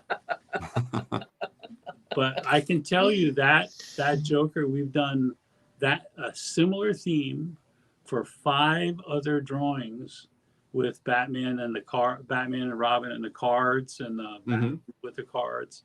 This is our most recent and our most radical, and just jiggling that Robin back and forth, I think, is almost hysterical. No, it is. It is. You got to mix it up sometimes, Neil. Right? You don't want to keep doing the same things, and so no, that's I don't. From my point of view, it's devil take the hindmost. If you don't like it, you don't like it. right. But if you do like it, you better get it, because you're going to be sorry later. I find very it true. happening so many times. Somebody was asking if there were going to be any Tarzans. I can say that there are not going to be any Tarzans, but there will be a few Conan images But in the. by the- Right. I will say that one, you can either commission a Tarzan, Yeah. and that we do have a Tarzan up in the nealadamsstore.com. Okay. Yeah, just remember that this wonderful thing that we're doing here is part of your day. But another part of your day is nealadamsstore.com, where you have Jason, my son, who is a sculptor, is waiting there for your call to make sure that you get taken care of, so that the next time you come back here, you've already gotten used to the idea of what's going on, and we are back and forth in the different formats, so that we try to make it possible to do things every possible way, so that you're not disappointed. And if you have in mind to get a certain thing and you just, well, I missed it, and I know I'll never get it again. No, you'll get it. We'll figure out a way. And that's really what Jason's job is. Right. Jason, And who just said it, his kid is about to be 3 years old. Oh, His very new nice. kid, who swims underwater with his eyes open. I don't understand that. Weird. Well, Daniel Evan asked about, can we get those? That's through Jason. I was just going to say yes. Contact Jason through nealadams.com. Store.com. And, nealadamsstore.com. store.com. Okay, I apologize. nealadamsstore.com. All right. He's All right. Well, let's waiting for your call. phone in hand. So Yes. let's look at let's see, lot 19 we're on now. So this is a Superman illustration, and it's 11 by 17. Yes. $3,000. Yeah. And because it was a horizontal image, I actually made a slide where I didn't include the price on it, just so you could see the full image on screen as well. So I'll there tell you have something that. about this illustration. We sort of went awry. We had Jason was doing the background. He did kind of a flat background, and it didn't exactly work out because he was trying to solve certain problems. having solved the problems, but then having it go flat became a problem because we didn't intend for it to be flat. We wanted a rich kind of blended space background. So both Z and Jason came to me and said, "Dad, I don't know what we're going to do on this." And I said, I think I have the answer for you. And I held up my thumb and I said, "This is what we need." And they said, "What are you talking about?" I said, "See that thumb right there? That thumb is going to put all the texture on that illustration." So I started to use my thumb and my paints to build the texture of the background so that it got all this very nice blended area all through the thing, but with my thumb, because it was the best tool I could think of. So that whole background is done with my thumb. So we can get your fingerprints off this piece if we want. His You can DNA. in many places. In many places. Are you holding that one, Rich? 1 second, I'm typing something in. Oh, sorry. But There you go, Bill. there we go. Asking today. Yeah, so you can kind of see the thumb impressions on there. I hope not. Spooky. Yeah, that's great. And a classic Superman pose on that one. I don't know any other piece of art that was ever painted by somebody's thumb. Well, Gives now it we the do. Personality. though. Yeah. Ain't Yes, gonna look we're- it up here. We always talk about thumbs up around here. Rick Welch was giving a thumbs up. So yes, There you go. another use for a thumb. All right, so let's move on to the next one. This is lot 20. Very, very cool Batman and werewolf illustration, and it's 8.5 by 11, and it is $3,000. And I did also make a slide of that one without the price on it. So, so what was the inspiration on this one? I did a story, a Batman story in Brave and Bold that basically included a werewolf. And one of the things that my son Jason is doing these days is he's saying, how about doing scenes from different stories that are really radical stories, like when the werewolf attacked Batman, who was trapped to a stanchion that was screwed into the ground and had no chance of escaping. So we have somebody ordered a bunch of those, and I decided I'm going to do one with this pose. I kind of like this pose. This is unless Batman could figure out a way out of this, he's a dead man. Right. So this is based on Batman 255. 255. What's that? The The original issue, comic. The issue of Oh, Brave and Bold. Batman. Yeah, that's cool. I thought you colored it. No, I thought it came in from you colored. no, I don't know who did it. Rich did it. Wasn't me. So you're saying, I know you've done a few of these where they're the panel recreations. This was They seem Jason's to kind be- of idea. Popular. They seem to be popular. I don't know. I did one with Batman punching Ubu. Yeah, we're gonna have that. It's coming up. Oh, it's All coming this up. stuff is coming up. Yeah. Batman running across a field of biplanes. Mhm. That was part of a story. They seem to, people like them. They have these fond memories or dramatic memories, or like in the first 5 pages of Green Lantern, Green Arrow. On the 5th page, you have the old black guy speaking to Green Lantern, saying, you helped all these people on this planet, these purple people, and you did all this, and you did all this. You ever help any black people on Earth? To which, of course, he had no answer. But a lot of people remember that and had that. We've had one recently where I did the top 3 panels, just totally, completely, a little about 25% larger than in the comic book.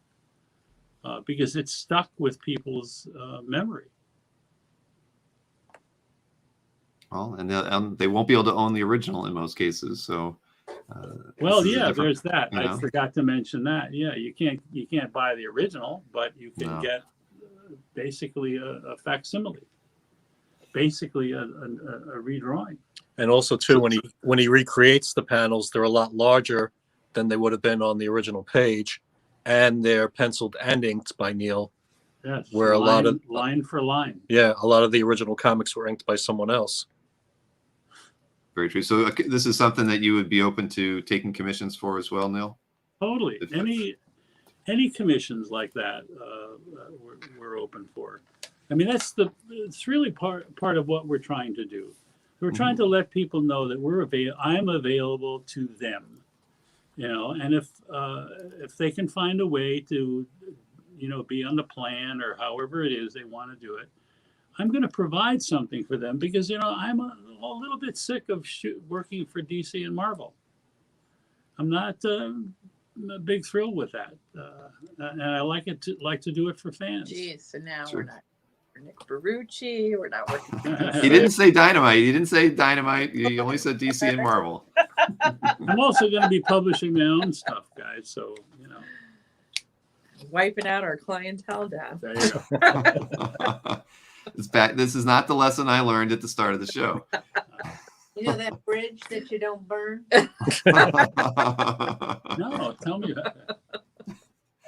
All right, let's get to lot 21. I think it's in Chris's hand. This is a Hulk Ooh. pencil pinup, and it's $3,000. All pencils on this one. I think it's All pencils. the only one that we've got that isn't. That's all pencils today. Yeah, that's today. I've done some in the past, but this one came out pretty darn good. Yeah, I think this is one of the Yeah. best ones we Yeah, did. it's- Maybe the Hulk you smash could say one. it's the best. What was the size on this one? I'm sorry, forgot to ask. that. This is 11 by 14. Okay. This if you don't get this, it's going to live in your memory because I've already got it tattooed in my brain right now. There's something about that punch downward is so strong. Yeah, I love your pencils on this one. It's great. These are the kind of things where people say, does Neal do pencils? And of course I do. And they like the pencil, whether they're Tarzan or another character, or in fact, the Hulk, they really, really like the pencil work. Because you have lots of art students out there to whom a pencil is as good as an ink. Quick question from Frozen Burrito. They wanted to know, with the premium edition at the $800 for a mystery box, would you incorporate screen tones, Ben-Day dots? I assume the coloring options are more your choice versus direction, but Yeah. Yes, Yep. for the $400 drawing that becomes an $800 drawing. Yes, that would be our decision in coloring. We will Sure. listen, Yeah.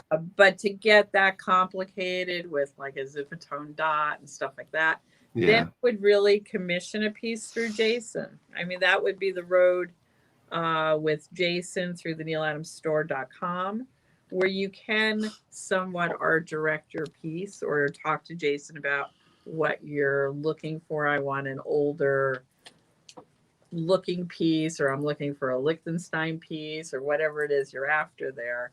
Mhm. That can be done through Jason. Okay. But usually the color on these things are left up to us. Good to know.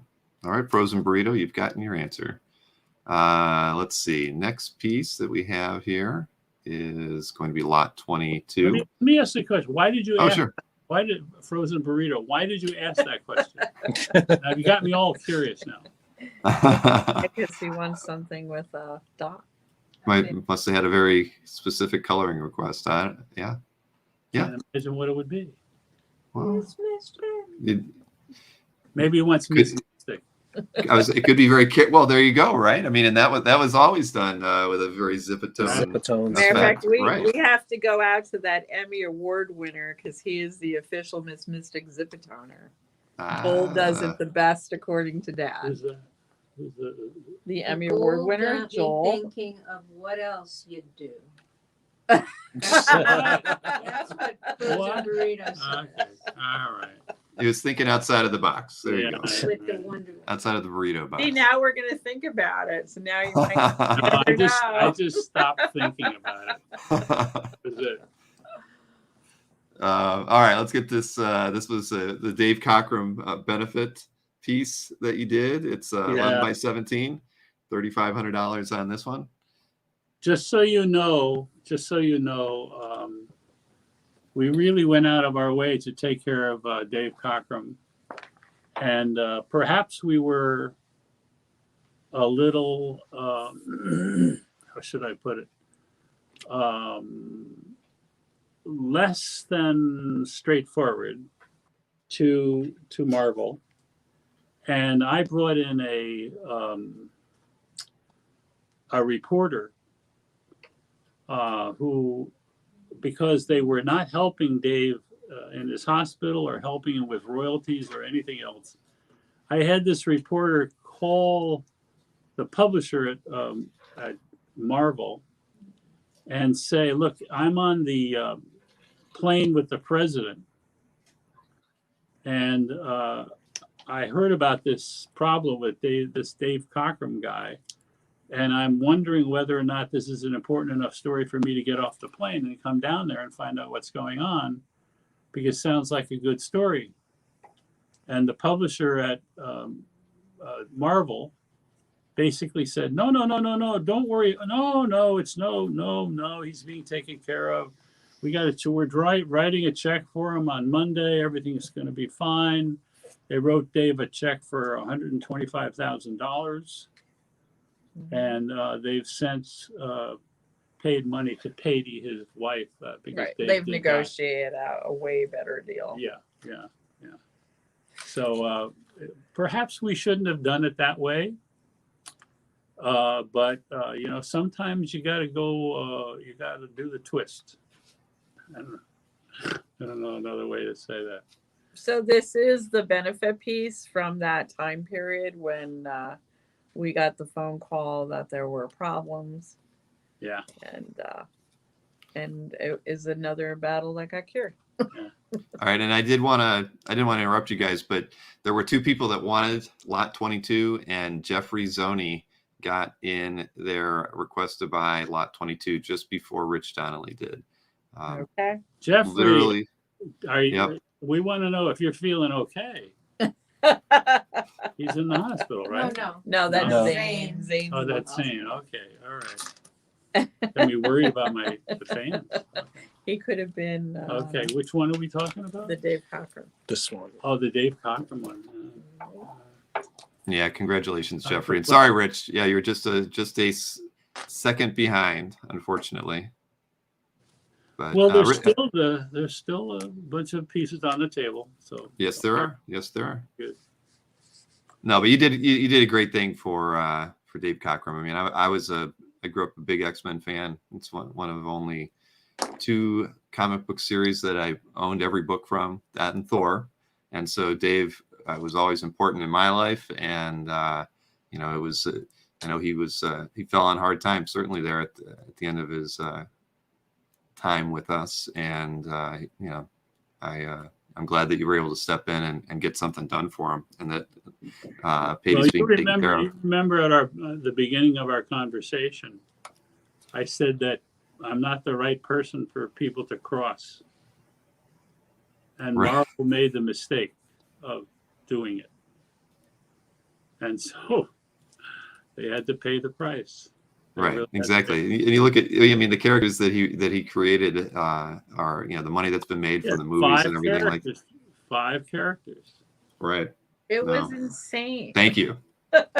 Totally. It's as insane as not paying the creators of Superman. Yeah. It's like, what are you thinking? Right. All right. Well, again, thank you so much, Jeffrey, for that. We all appreciate it. So let's go on to lot 23. And that was it's a Batman and Robin 11 by 14 illustration, and it is $4,000. Robin is front and center on this one. I'll tell you something about this. This Robin, not the Batman. You can, I know it. Rich. Got a pretty good memory. That Robin is the new design for the Robin costume.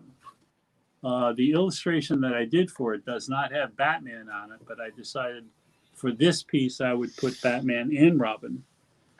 DC Comics had asked me to do a design for a new Robin. They wanted a new Robin design. Now I agreed with them that the Robin design that they'd had over the years was a terrible piece of atrocity.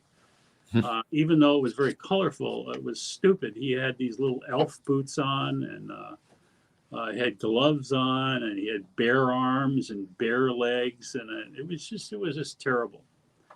So I was given the opportunity to design the costume, and I decided I would keep the character pretty much the same. But I pointed out to them that they had done some things over the years rather badly like it, and they could really screw this up by making the inside of the cape the same color as the outside of the cape. Because if you wanted it to be Robin, he had to have a yellow cape. So inside it had to be yellow and had to be black on the outside so that he didn't look like a spotlight. So they said, whatever you want to do. And they said, how much are you going to charge us? And I said, well, I'll charge you $1,000. And so they said, okay. And they set the commission for $1,000. And I started working on it. They called and they said, oh, by the way, we're going to have 12 other people design costumes. So it's like, really? Mm-hmm. That really? What is it, like a competition? Well, no, we're just going to have 12 other people design costumes. I said, well, in that case, it's going to cost you $12,000. So why $12,000? Well, because you're getting all these guys to compete against me as if they're going to do a better costume than I am. I'll tell you what, if I lose, then you don't have to pay me anything. But if I win, I get $12,000. Well, of course, I won. And that's the costume. And the other costumes that were done were just awful. Then they asked me another thing. They said, can you design a darker costume for Robin? I said, sure, same terms. I mean, we still $1,000. I can design a darker costume. And I did. And then we sent it over and we sent a note. I think we sent a note or whatever, however we did it. You sent notes. Whatever you do, do not give this drawing to the film company. Because the film company was making the Batman and Robin movie. And what they really want is, they don't want me to do a Robin costume. They want a junior Batman. So they can take your character that you've licensed for 40 years and destroy your character and make your Robin look like a junior Batman. And if you hand it to them, that's what they're going to do. They're going to screw you. So they never handed it in. Wow. Yeah. Well, I'm glad you got your $12,000 though for doing the work. No, that was just fine. Just fine. After they spent $12,000, they better take your costume. I mean, that's that's the right decision. Neal, you're the best guy to leverage yourself. I'm in awe. I'm learning a lot today. I learn it from my kids. I'll talk with Chris after the show. Yeah, right. All right, let's show lot 24. This is incredible. It's $4,000. Lot 24. It's 11 by 14. And this is Batman punching out Ubu. Right. It's a panel from Daughter of the Demon. Right. I didn't have enough room to write all that on there. I apologize. It's all right. No, this is one that will probably sell. I mean, if you ask Jason, we'll sell this one because it's got too much nostalgia value. Mm-hmm. Are you holding this one, Rich? Will do. All right, here I'm gonna switch over to you because I just wanted to see the the ruled line around it and the shape of the Yep. paper. Yeah. Blue? Yes. Yeah. Wow, that's really nice. Okay, we heard you. Yeah, no, these are a really great idea, Neal. They really are. Yeah, no, it's Jason's idea. Look, I got to tell you that this place floats on ideas. I'm lucky I'm part of it. We have so much fun. We get so creative, and everybody participates. And if you do a bad job, everybody else will let you know. Well, at least everybody's honest with each other, right? Well, they are. They are. They don't hold back. They certainly don't. Not my kids. Not for a minute. Are you sure you want to do that background color, Dad? Why don't I want to do it? Well, it looks so icky.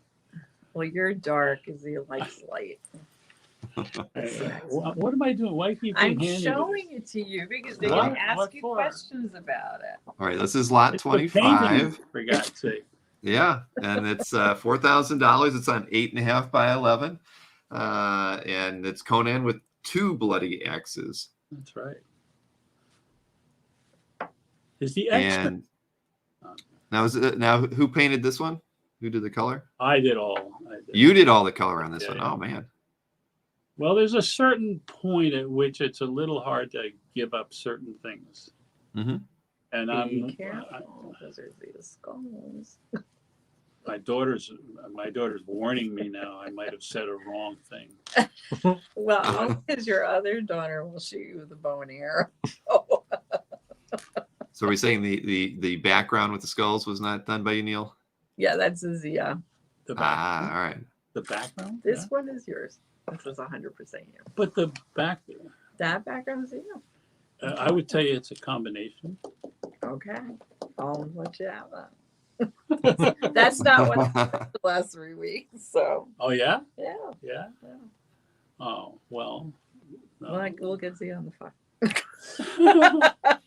This is a Zia Neal combo. Yeah, I think so. It's gone. I mean, the way we work up at Continuity, which is why we're joking around about this, is that pieces will start sometimes with Neal, go to Zia, go back to Neal, go back to Zia, go back to Neal. And there's a lot of back and forthing that goes on up here. And obviously, it is not done till Neal says it's done. This is true. So it is always the quality of Neal Adams that goes out the door. Mm-hmm. And the blood on the floor.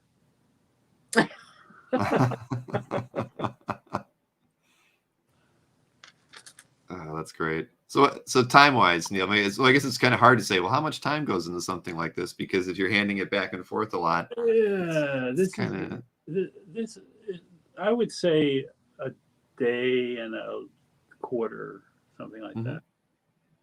that. Yeah, about like that. If it goes to 2 days, that's pretty rough. Like the next one you're going to see is at least 2 days long, Okay. if not longer. All right. Well, that's good to know. So next up is lot 26. This is just, And you this guys is better keep your eyes on the paintings because they're pretty. So this one's lot 26. It's $4,000. Superman, of course. And what was the size on this one? I didn't have that. This looks like 14 by That is 11 by 14. 11 by 14. But it's done Got it. horizontally instead Right. of vertical. Usually we work vertically. It gives illusions of being bigger. It does. Very, very nice. And colored by Zia? Neal. This is a Neal. Oh, Neal. 100% Neal. Another one. All right. And was I Yeah. tired when I was done? See, I'm not going to guess anymore. I'm just going to always ask who colored it. Well, I thought I was thing getting is- good. The thing is that they learn all the things that I know, and they apply them. So they're, you know, paint is not it's not, in a weird way, it's not an art, it's a science. And you could talk to one person and say, well, how shall we approach this? Well, I think we should approach this with, if you're going to make the Superman this way, I think the background ought to be more of that deeper blue that has the blue out of it, you know, so you add black to it, that'll work better, don't you think? And you kind of go, yeah, you're right, because it needs to be more dense back there. Well, once that conversation is done, the person that does the work could very often not be the same person that, you know, starts the conversation. But hopefully that they'll continue the work properly, and so everybody kind of we know with each other what the right thing to do is. Sometimes we may go off a little cockeyed, but really not hardly at all, because they've learned, they're good. And there aren't many people in comics that know half the stuff that we know here. You know, it's you know, how do you do, what's the difference between light and shade? What's the difference between dark paint and light paint? Immediately tell me what they are. Can you do that? Not so easily. So there are all these things that you should know there, and you can only learn them by experience. Well, I'm impressed. I was terrible with color. I have a terrible sense of it. When I tried to paint, I was, I might as well have been colorblind. It's partially because it's a science rather than an art. Yeah, And if you think of it as an art, I would agree with that. And you don't easily learn. But if you think of it as a science, for example, a simple example, light, okay, is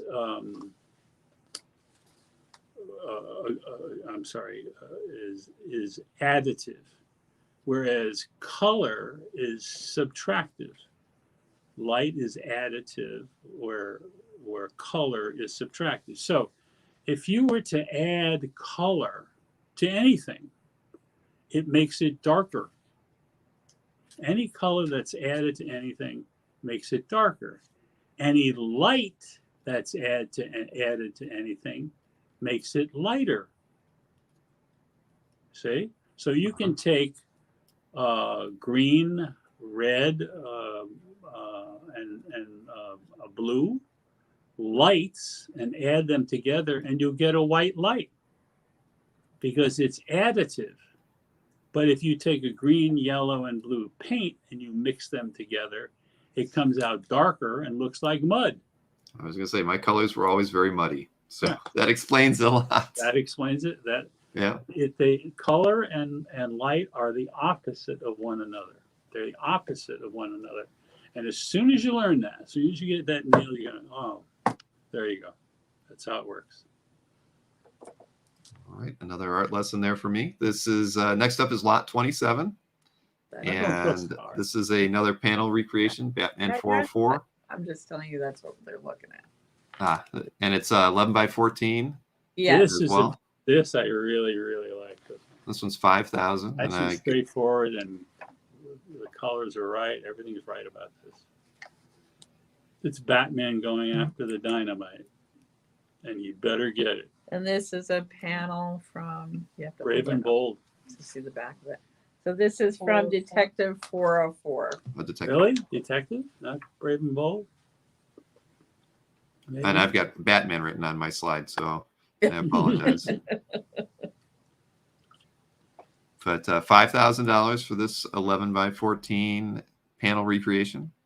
Beautiful piece, all there, every piece, every part of it. And this is also color Neal. This is a complete Neal with none of us little Adam's children touching it. And this is the kind of thing that you want to put up on your wall, and then you're all awfully glad you did, because it's it's a whole thing. It's a memory. It's a piece of art that you've seen in the past. Sometimes you don't even remember what it was. Then you find out later, and you realize what's going on. And there's a lot of grit and memory and things that you just stay in your mind for a long, long time. Well, at least people do of my stuff, so I'm pretty happy. That's great. A lot of ink on that one. Yeah, it's a gorgeous piece. We'll celebrate on the day that we sell that because we know it's expensive, but at the same time, we know the person that buys it is going to be happy. Yeah, framed on the wall. Exactly. A piece. A good time to remind that everybody that you guys do take time payments as well. We kind of covered that earlier, but it's always an option, and you can talk to them after the show if you've got something you want to negotiate like that. Yep. Let's see, lot 28 now. Getting about 2/3 of the way through this. This is another recreation panel. This is lot 28 is 5,000. Yeah, on 11 by 14. Shang, ching. Yeah. A very classic image there. Everybody remembers that. Oh, of course.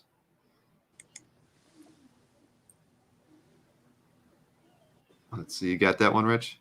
Yep. All right. I'll switch it over to you here. Wow. Beautiful.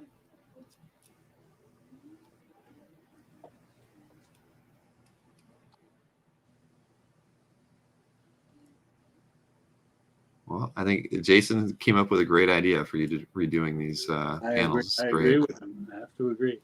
After he sold 4 or 5 of them, I especially agree. All right, I'll pull it just so everybody has a reminder. That was lot 28, and it is $5,000. And let's go to lot 29. We've got Batman on a Ram gargoyle. And I didn't have the size on this one, but it is $5,000. It's 11 by 14. 11 by 14. All right. Yeah, the thing about this one, for anybody to remember, is that it's not quite finished. I'm adding rain to it. So you can see the rain down here, but you can't see it up here. But you will see it up here. I will be adding rain to that. Also, too, Bill, we remind the audience that a lot of these commissions that Neal does do eventually get published as covers, and this one's definitely cover quality. So It's that already been sent to DC. yeah, so that is a possibility down the road. Possibly. Yeah. You never know. And if it happened, it would probably be a little more than $5,000, right? If it became Oh, yeah. Absolutely. That's why. All right, That's why we're that's what telling I was thinking. Yeah. No, this one's awesome, and I thought for sure it had to have been done for something, but Nope. it was done for fun just initially. Yeah, Yeah. he did it for fun. Yeah, I'm going to switch to you, Rich, too, just because you got it up on the camera Sure. there. So when you do the ink work for the rain, that's just going to be across, well, more like what we're seeing there. It's already dripping there. Yeah. Well, you can see some of the rain in pencil at the top that he started. Yeah. So we do rain with ink and with white paint. So we do the raindrops, and then we take a little white paint and go in between the raindrops. Mm-hmm. Well, it's an absolutely fantastic image of Batman on a gargoyle. Isn't that DC's favorite theme? Batman. Yeah. There was a collector whose theme was only Batman on a gargoyle. He probably had 500 or 600 of them. So, but it's a classic image. Always, so many people get Batman on a gargoyle that it can't be overdone. I don't think. See, that's the new theme. The new theme for Batman. Batman on a gargoyle. Michael Oh, Wagon. Catwoman's slipping. Goodbye, Catwoman. So Michael Wigan asked, so it wasn't complete. Yes, yeah, that is correct, Michael. He's got a little bit of extra work to do on it, but if anyone were to purchase it, I'm sure that it would be top on Neal's list to complete it. It will only be better. It'll only be better. Yep. All right. So let's see. That's also sitting up in DC right now. Oh yeah. Yeah. Okay. Well, let's move over to lot 30. This is a cover recreation from. Let's see. It's $6,000. Lot 30. Issue 221. Yeah. Now this one, Neal decided to do a cover piece on 8.5 by 11, but it's tight like a cover, even though it is on a smaller piece of paper. This is based on a cover that he did in the past. Batman 221. And Batman 221. but as you say, you fixed it. I don't know about fixing. He's art directing his past. But we are, unless somebody buys it right away, we're going to color it. This piece is also sitting up in DC right now as well. We scanned it already. Yeah, I already sent it. So when you say it's sitting at DC right now, what is it doing? What we're doing, since Neal is doing Maryland? some pieces that actually there was a time period where DC was looking and was open for covers. And we sent, such as there's a Is that a green purchase? arrow piece done in Somebody's asking pencil us Huh? about a that size. Neal did as a That's commission something to drink piece. that isn't And warm like that. the editor of Green Arrow had called and said, hey, does Neal have any green arrows laying around? And we had that commission piece. And it became, I believe, a variant cover. It's a white cover. It's a green arrow in pencil. So since then, what we do is when Neal does pieces that are, quote, cover worthy, or we feel it's closer to looking like a comic book cover, what I will do is I will email a good scan of it over to DC and just say, hey, we have this. Would you like to pick it up as a cover? So Wise thing to do. People, like there was a guy who commissioned Batman kind of hanging off the side of girders from a building that actually was a commissioned piece. And DC ended up buying that as a cover. And now the guy has basically a published cover that he got at a commission rate. The trouble is that What was the DC size pays on this? less than fans. The size of what? That's 11/14. Yes, I was going to say I saw Rich's question, but I was holding back on that. So yeah, Rich, I believe we just heard it was 11 by 14 on the Batman on a gargoyle. Right. Yep. The And almost so we now complete have two Batmans with gargoyle. So the Batman gargoyle ram is 11/14. Ram. And Batman on a gargoyle that looks like a cover that Neal drew a long time ago is 8.5 by 11. One's a girl and one's a boy.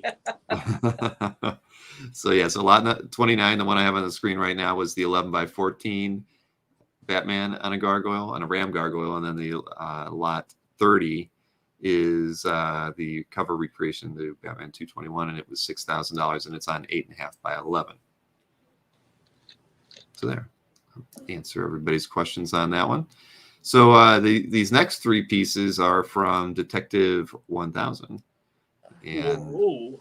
yeah, so we've got lot 31 is the first one, and this is page 4 from the Heretic story that was in Detective 1000, and this page is $6,000. That's the first page where a young Bruce Wayne gets beat up. Too bad. Is it? It says right? page number 4. Yeah. No, that's page that's 4. Yeah. Hold on. Yes, we do have consecutive pages on this one. That's not the one where he gets beat up. No. The one he gets beat up is number 1. Yeah, we didn't put that out there. Okay. Well, there you go. Why are you showing me stuff? Now they want to see it. Are they showing you stuff? I don't know. Guys, give me a headache.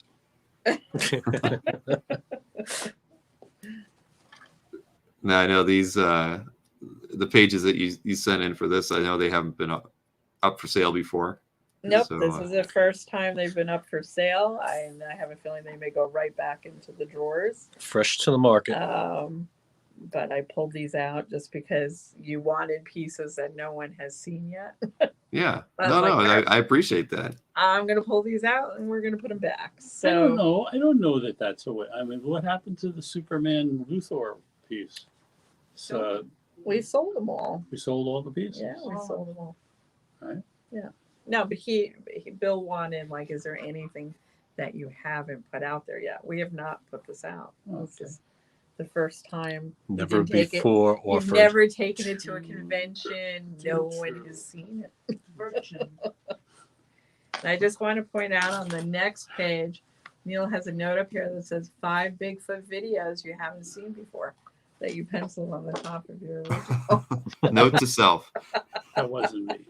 don't erase that. Make sure that stays That on was there. somebody else. That's Neal Adams' handwriting up That there. was somebody else. Well, here, since we're talking about it, I'll pull lot 32 up as well. So this one is $6,000 as well. It's page 5. So the first one was page 4. This is page 5 from the These are good Heritage Journal. pages. Right, these are penciled and inked, obviously, by Neal. They are published pages. Detective 1000 was a big issue for DC.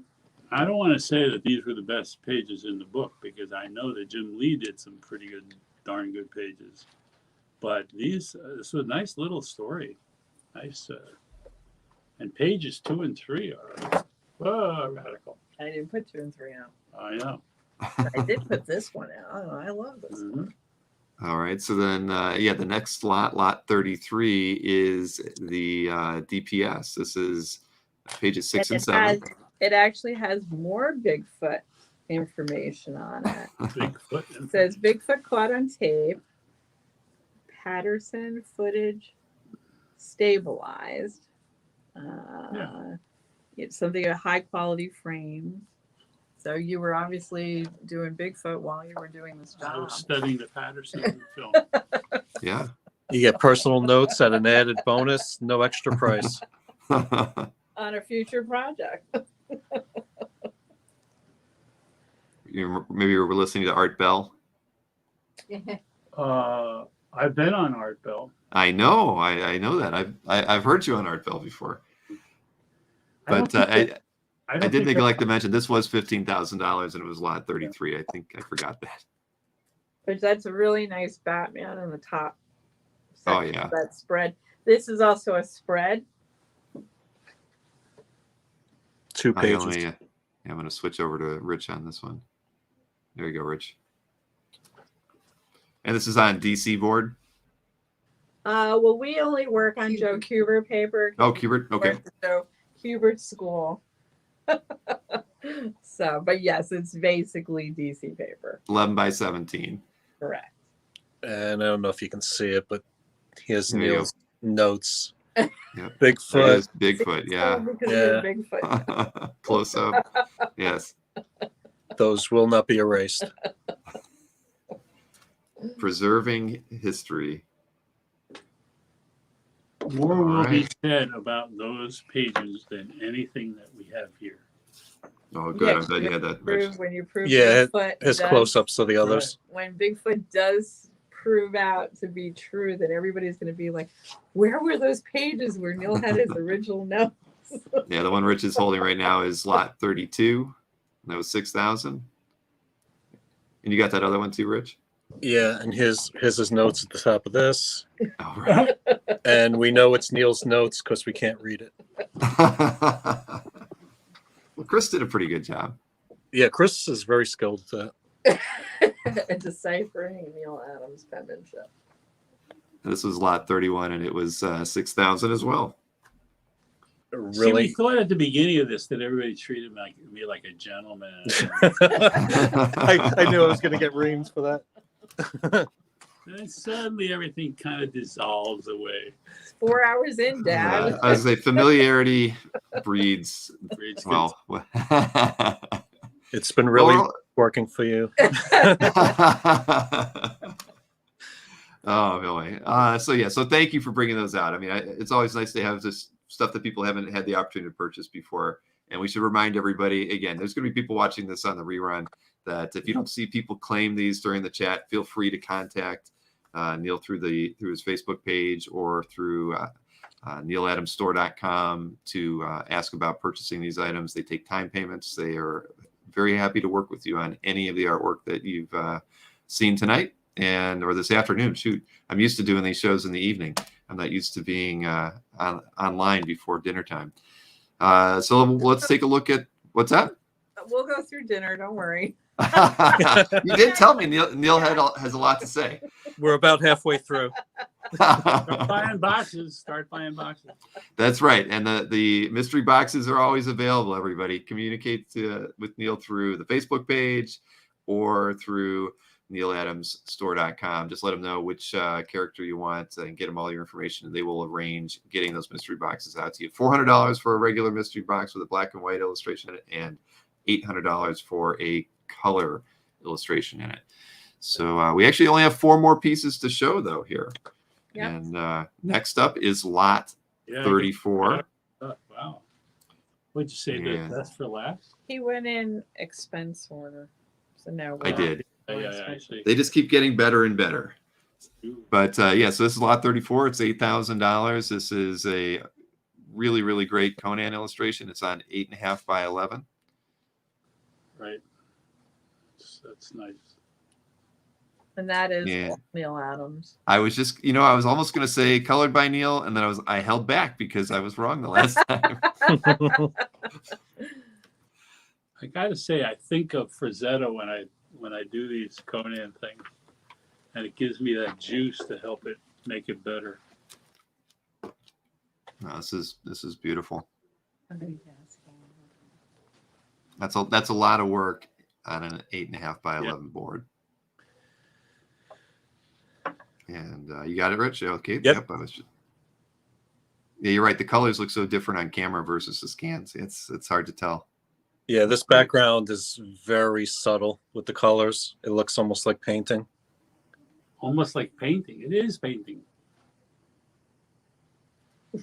I thought it was marker. That's why it almost now looked he's like fired. Twice over. That's great. And I saw someone was asking about the Venom piece I behind saw Neal. that too. Venom Yeah. on the Robert Carlin was asking, is that Venom on the wall directly behind Mr. Adams? Yes, it was. And there it is. So that's something that you could have in a mystery box if you wanted, or you can get something custom, character that you don't see back there as well. So it's or just get it for $400. or just Well, that's 800. that one's color though, right? Yeah, So yeah. there you have it. Thanks. If anybody wants to see any other pieces behind them, just let us know, and we will. And yeah, they spotted Death Dealer in the corner behind Conan. Perfect. All right, couple more pieces here. This is next up is lot 35, and this was that special FF version that they did, right, where you were doing Yeah, work but over the original. I want to say Yeah. the book came out, I think, 2 weeks ago. And Yeah, it was very recent. this again is the first time this piece is being offered because it just basically got published. So this Marvel called up and asked if Neal would do a page, basically kind of like a recreation with your turn on it from a specific Fantastic Four issue. It's two. It must be the Mole Man, right? Issue number 1 had the Mole Man in it. Did it? Yep. So this is Neal's piece from that book. And they had many different artists do one page. I've yet to see a copy. I've yet to see a won't copy, send too. me any. Don't they send you copies of the books Now, when? the Emmy Award winner in the family is very bad at shipping us stuff. So they go to the store, and then they need to make their way back to you. Okay, I get So it. it will force me to go to Midtown and buy comics. You have to go buy your own comic. There's something wrong there. Isn't it terrible? That's what happens when you have a comic store on the other side of the country. All right. Oh yeah, there you go. You're holding that one up. There. Very, very nice. Yeah, I haven't seen that book either. I hate to say, I haven't been to the comic shop Yeah, I don't nearby get it. in about a month. If they're It's selling fresh comic on the books, market. Fresh on the market. they're Dad. selling comic books. Don't they have to sell comic books to sell comic books? So this is Neal Adams, Neal Adams a la Jack Kirby. Yeah. Oh, it's a great concept. They did that with what, Giant Size X-Men. They did a similar Yeah. thing. Yep. We Different also artists did a thing doing- with- what's his name? Give us a clue. The double page spread. Oh, Liefeld. Liefeld I felt. is G.I. Joe. G.I. Joe, Right. Snake Eyes. Yes. Snake Eyes available for you. Let's see. So we got two more pieces. Both of these are published covers. So let's go ahead and take a look at lot 36. That is the cover to Joker number 6. And I actually threw in the little printed image of it as well, so people could see that it was the published cover for that as well. And this is $14,000. Right. This is a variant cover that we did for a comic store, State of Comics. They basically asked DC to hire Neal to do 6 covers. We've actually done 6 covers. They're all done. They have printed 5 of them because your drug cover is going to be the last issue. Ooh, I shouldn't have said it. Spoiler. What? Now I'm fired. So this is obviously based on what is it based on? It's the red cover. The Reaper. the original. Reaper Night of the cover. Reaper. Night of the Reaper. Except they had us put Talon in as the Reaper. and And we it's, put in the Joker balloons. is the Robin. and it's the first time Neal's drawn Talon. That correct? is the first Oh. time. First time I drew the balloons. That's hard to imagine with all of the comic work you've done and the commercial advertising work that you've done. You've never drawn a balloon before. Yeah, we would have a hard time on Yeah, that. I let other people do that. Balloon people. Get the balloon specialist on the Get phone. the balloon people. All right, I'm showing your view of it now, Rich. Rich Yes, does great. balloons. Balloons. Hire him for parties. Not balloon animals. Clowns for noses. Very, very nice. You know, that's really a good cover. That is really a good cover. He's looking at the next one.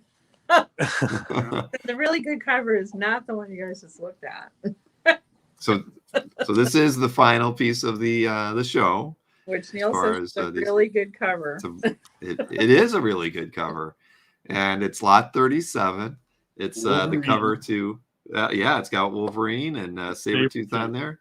Yeah, this is the cover to first X-Men number 5 on 11x17 board.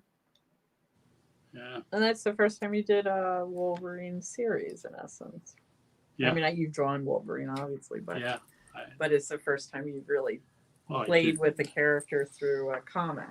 Yes. And it's got a couple of Sentinels on here also. Not the first time I played with Sentinel. No, those were great. So are we going to run these backwards? No. No? This video stays up and people can buy. Okay, so long as you guys remember. Gee. All right, that's what I said. You got to take notes when you're watching the shows. I just to hope kinda they are. I hope they are. Because there's some good, really. And we don't know who's talking to Jason. And sometimes people want to see everything before Yeah. they pull the trigger. Yeah, Right. but there's some Yeah, triggers. exactly. But no, that's this is a fantastic piece. Like I said, I'm a big X-Men fan, so when I saw this one at the end, I was really happy. This is great. Well, you did get a question from Robert Meza asking if if he can claim lot 29 via time payments. Lot 29 was the Batman on the Ram gargoyle. Sure. Yes, he can. Absolutely. Okay, great. He great. just has to either email the emails that we gave, right, guys? Yep. Yes. And I will check it off here so that we will expect something in regards to that piece. Yeah, Robert, there's the way we'll that go ahead. the I'm way sorry, that- Chris. that's okay. The way the time payments work, just to refresh again, is you put down a quarter to the a third of the total price as a deposit. You pay it off in the time frame you want to pay it off in increments that you get to choose. We hold the art till it's completely paid off and then ship it out. Right, and you can. I'll show the slide here at the end of all this as well with the email address we'd like you to send your contact information to, but also the link to the Facebook page so you can message Neal and the team directly. Because that, I guess, on Facebook, several people are able to get that message and get back to you, but they'll arrange the time payments and collect your contact information. So if you, I know Michael Wygant has just claimed lot 37. Let me pull that up there.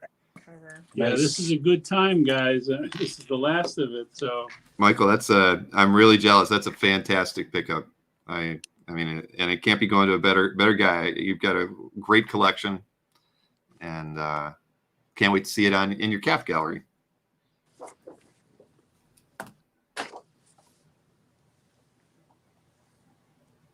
Let's see. Sorry, I'm just moving a couple things. By the way, guys, that's one of the things that makes the time payment plan so great, is that if let's just say there's a piece you really want to get, okay, and you haven't got the money, that who the hell has the money?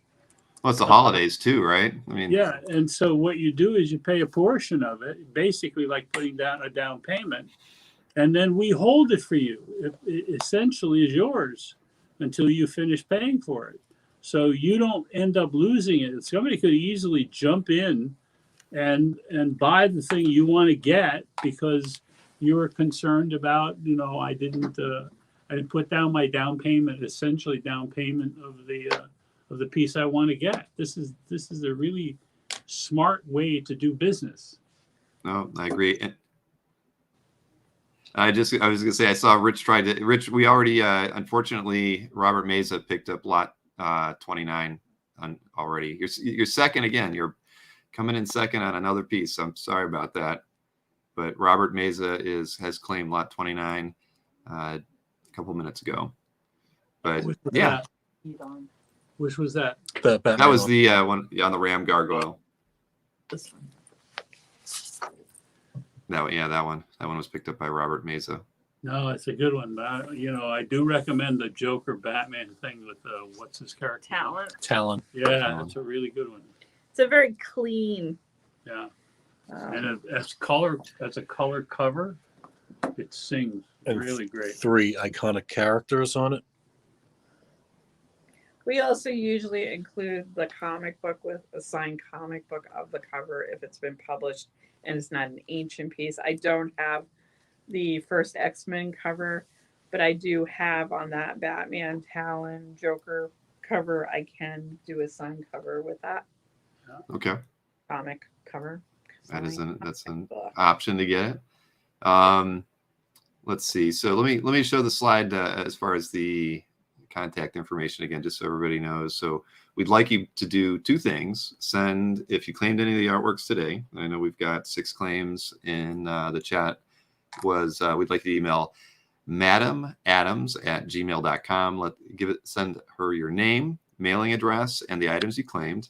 And also go to facebook.com/nealadams.com, all spelled out as one word. And you go there and it's either the lightning icon, or if you click the more, at three dot more, you can send them a message through their page. I had shared that to my screen earlier so I could put it on screen so everybody could see. But here, I'll take this off and share the screen here. Actually, I'll swap this around a bit. But you can see right on this spot right here, you can click the three dots and send Neal Adams a message direct through the Facebook page, and do the same thing. Let them know which lots you picked up and your contact information, and they will take care of getting, arranging for payment. No, we gotta So- make it. And as we talked about a couple times, mystery boxes are always available. You can select from one of the pieces on the wall, or you can ask Neal specifically what you like him to draw. And the black and white pieces with the mystery box are $400, and if you choose the color option, it is $800. Right. For the I mystery also will box. say the Batman with the dynamite with the biplane is a great piece, which is a panel from Ghost of the Killer Skies from Detective 404. That was a color piece for 5,000. Was very nice. I don't know what lot number that was. That's a great. That was 27. 27. Yep. Thank you. That's a really nice piece. I agree. And hey, and Buzz wants us to remind everybody that don't forget to mention to check out Neal's online Facebook sales, which Neal is online a couple times every week, and also the Krusty Bunkers twice weekly claim shows as well. Thank you for reminding me, Buzz. Thank you, Buzz. That is something we talked about leading up to the show, where we were talking about the things we wanted to make sure we mentioned, and I'd totally forgotten about mentioning the sales in both places. But yeah, you guys are, the thing is, I always appreciated the fact that when the pandemic started, and you're thinking this is March 2020, and I started talking a lot with art dealers and collectors, trying to figure out what we were going to do to make the hobby fun and enjoyable for everybody. And we eventually settled upon doing these twice annual shows that started in May that year. But even before we started our May shows, you guys were already out there looking upon this as you're trying to make the best of a bad situation. And I think that the best the best entrepreneurs, the people who can take something that isn't great and then find a way to make it good and make it enjoyable. I mean, you guys did that for your fans right away, long before we even got online. So, and doing these live streams. So you definitely inspired, I think, a lot of people to do the same. I mean, we've talked about that too. Just proving these are all, this is all experimental at the end of the day, as far as selling art, selling comics online. But if you don't get out and take those chances, then you're never going to know what's going to work and what isn't going to work. Chris is beaming. Damn. Why was it her idea? Was it your idea, Chris? Oh, it was kind of a combination, but Yeah, it's a definite family effort. Yeah. Everybody together. Right. No, well, that's like I told you, I admire all that, and I espouse the same kind of philosophy. I'm doing the same thing. I love working with my family as well. So I think you guys have the best all around situation, and the fact that you're all creative and you all use you kind of bounce ideas off one another, question each other. Yeah. I think it's great. Very good. And guys, you think we're done now, or? I'd say we're done. So just a reminder to everybody, if you're watching this after the fact, feel free to reach out to them as far as just letting them know what lots you might be interested in. Pick up a mystery box or two. It is the holidays. Give the gift of art and comics. And I can't think of any better place to spend your money than with comic legend Neal Adams and his family. So For $100, you get a piece of original art.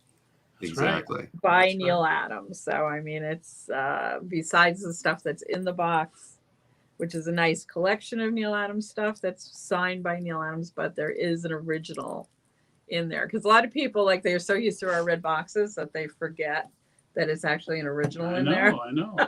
So. Exactly. And I wanted to answer, there was a question from someone named High Rad Art in YouTube asking if are the pieces on the wall listed for sale anywhere, and they're not listed for sale, but those pieces are ones that you can select from. The black and white pieces are $400, the color pieces are $800. You can buy them just by themselves, but right. Basically what you guys are seeing on the back wall are prints of pieces that have been in the boxes. But what we found was that when people would buy a box, they'd be like, so by us showing like possibilities, it opens people's minds up We have a guy who basically had us draw all of the actor characters from Young Frankenstein. Now he's working on us doing all the Fantastic Four as a group. So once you start, like, we also have another guy that's got like a huge David Bowie collection growing between doing Sponsored by Zia. Zia is very good at coming up with the very weird things you could possibly have us draw. So basically, the red boxes are non-beatable. It's a great deal. Good deal. What are we looking at? And so you see something on the back wall. You just if you pick up a red box, just let them know what character you want, and you'll get a very similar illustration to what you see on the back wall. Right. As well as getting comics and trades. I recently put up the Kiss guys because people seem to be very kiss these days. So we had someone who actually, those were commissioned, the Kiss ones. Right. But it just makes people's heads go, oh right, he can also draw, musicians and anything. We don't actually like to say it, but the truth of the matter is, as Chris just said, I can do anything. I mean, that's really the level of the work that so nobody is disappointed, and we really don't get people disappointed. No. Anyway. And if there is a disappointment, it was just an off night, which happens once a year. You've had a long career, Neal. You're allowed to have disappointment here or there. So you're human at the end of the day, we all think. So listen, I've had a lot of fun, and I hope we can do something like this again and talk more. I got to get your stock tips at some point too, but you gave me a lot of business tips today that I have written down and I've taken to heart. I think I can do better with my finances for my family. I've learned a lot from you today. Yes, you can. And that stock thing is kosher. It's straightforward. It's easy. You're not going to have any problem with it, and you're going to be shocked. Well, all right, everybody. Thank you for tuning in. And again, reach out to them through their Facebook page if you've got any questions you want to talk about time payments on a piece of art that wasn't claimed today.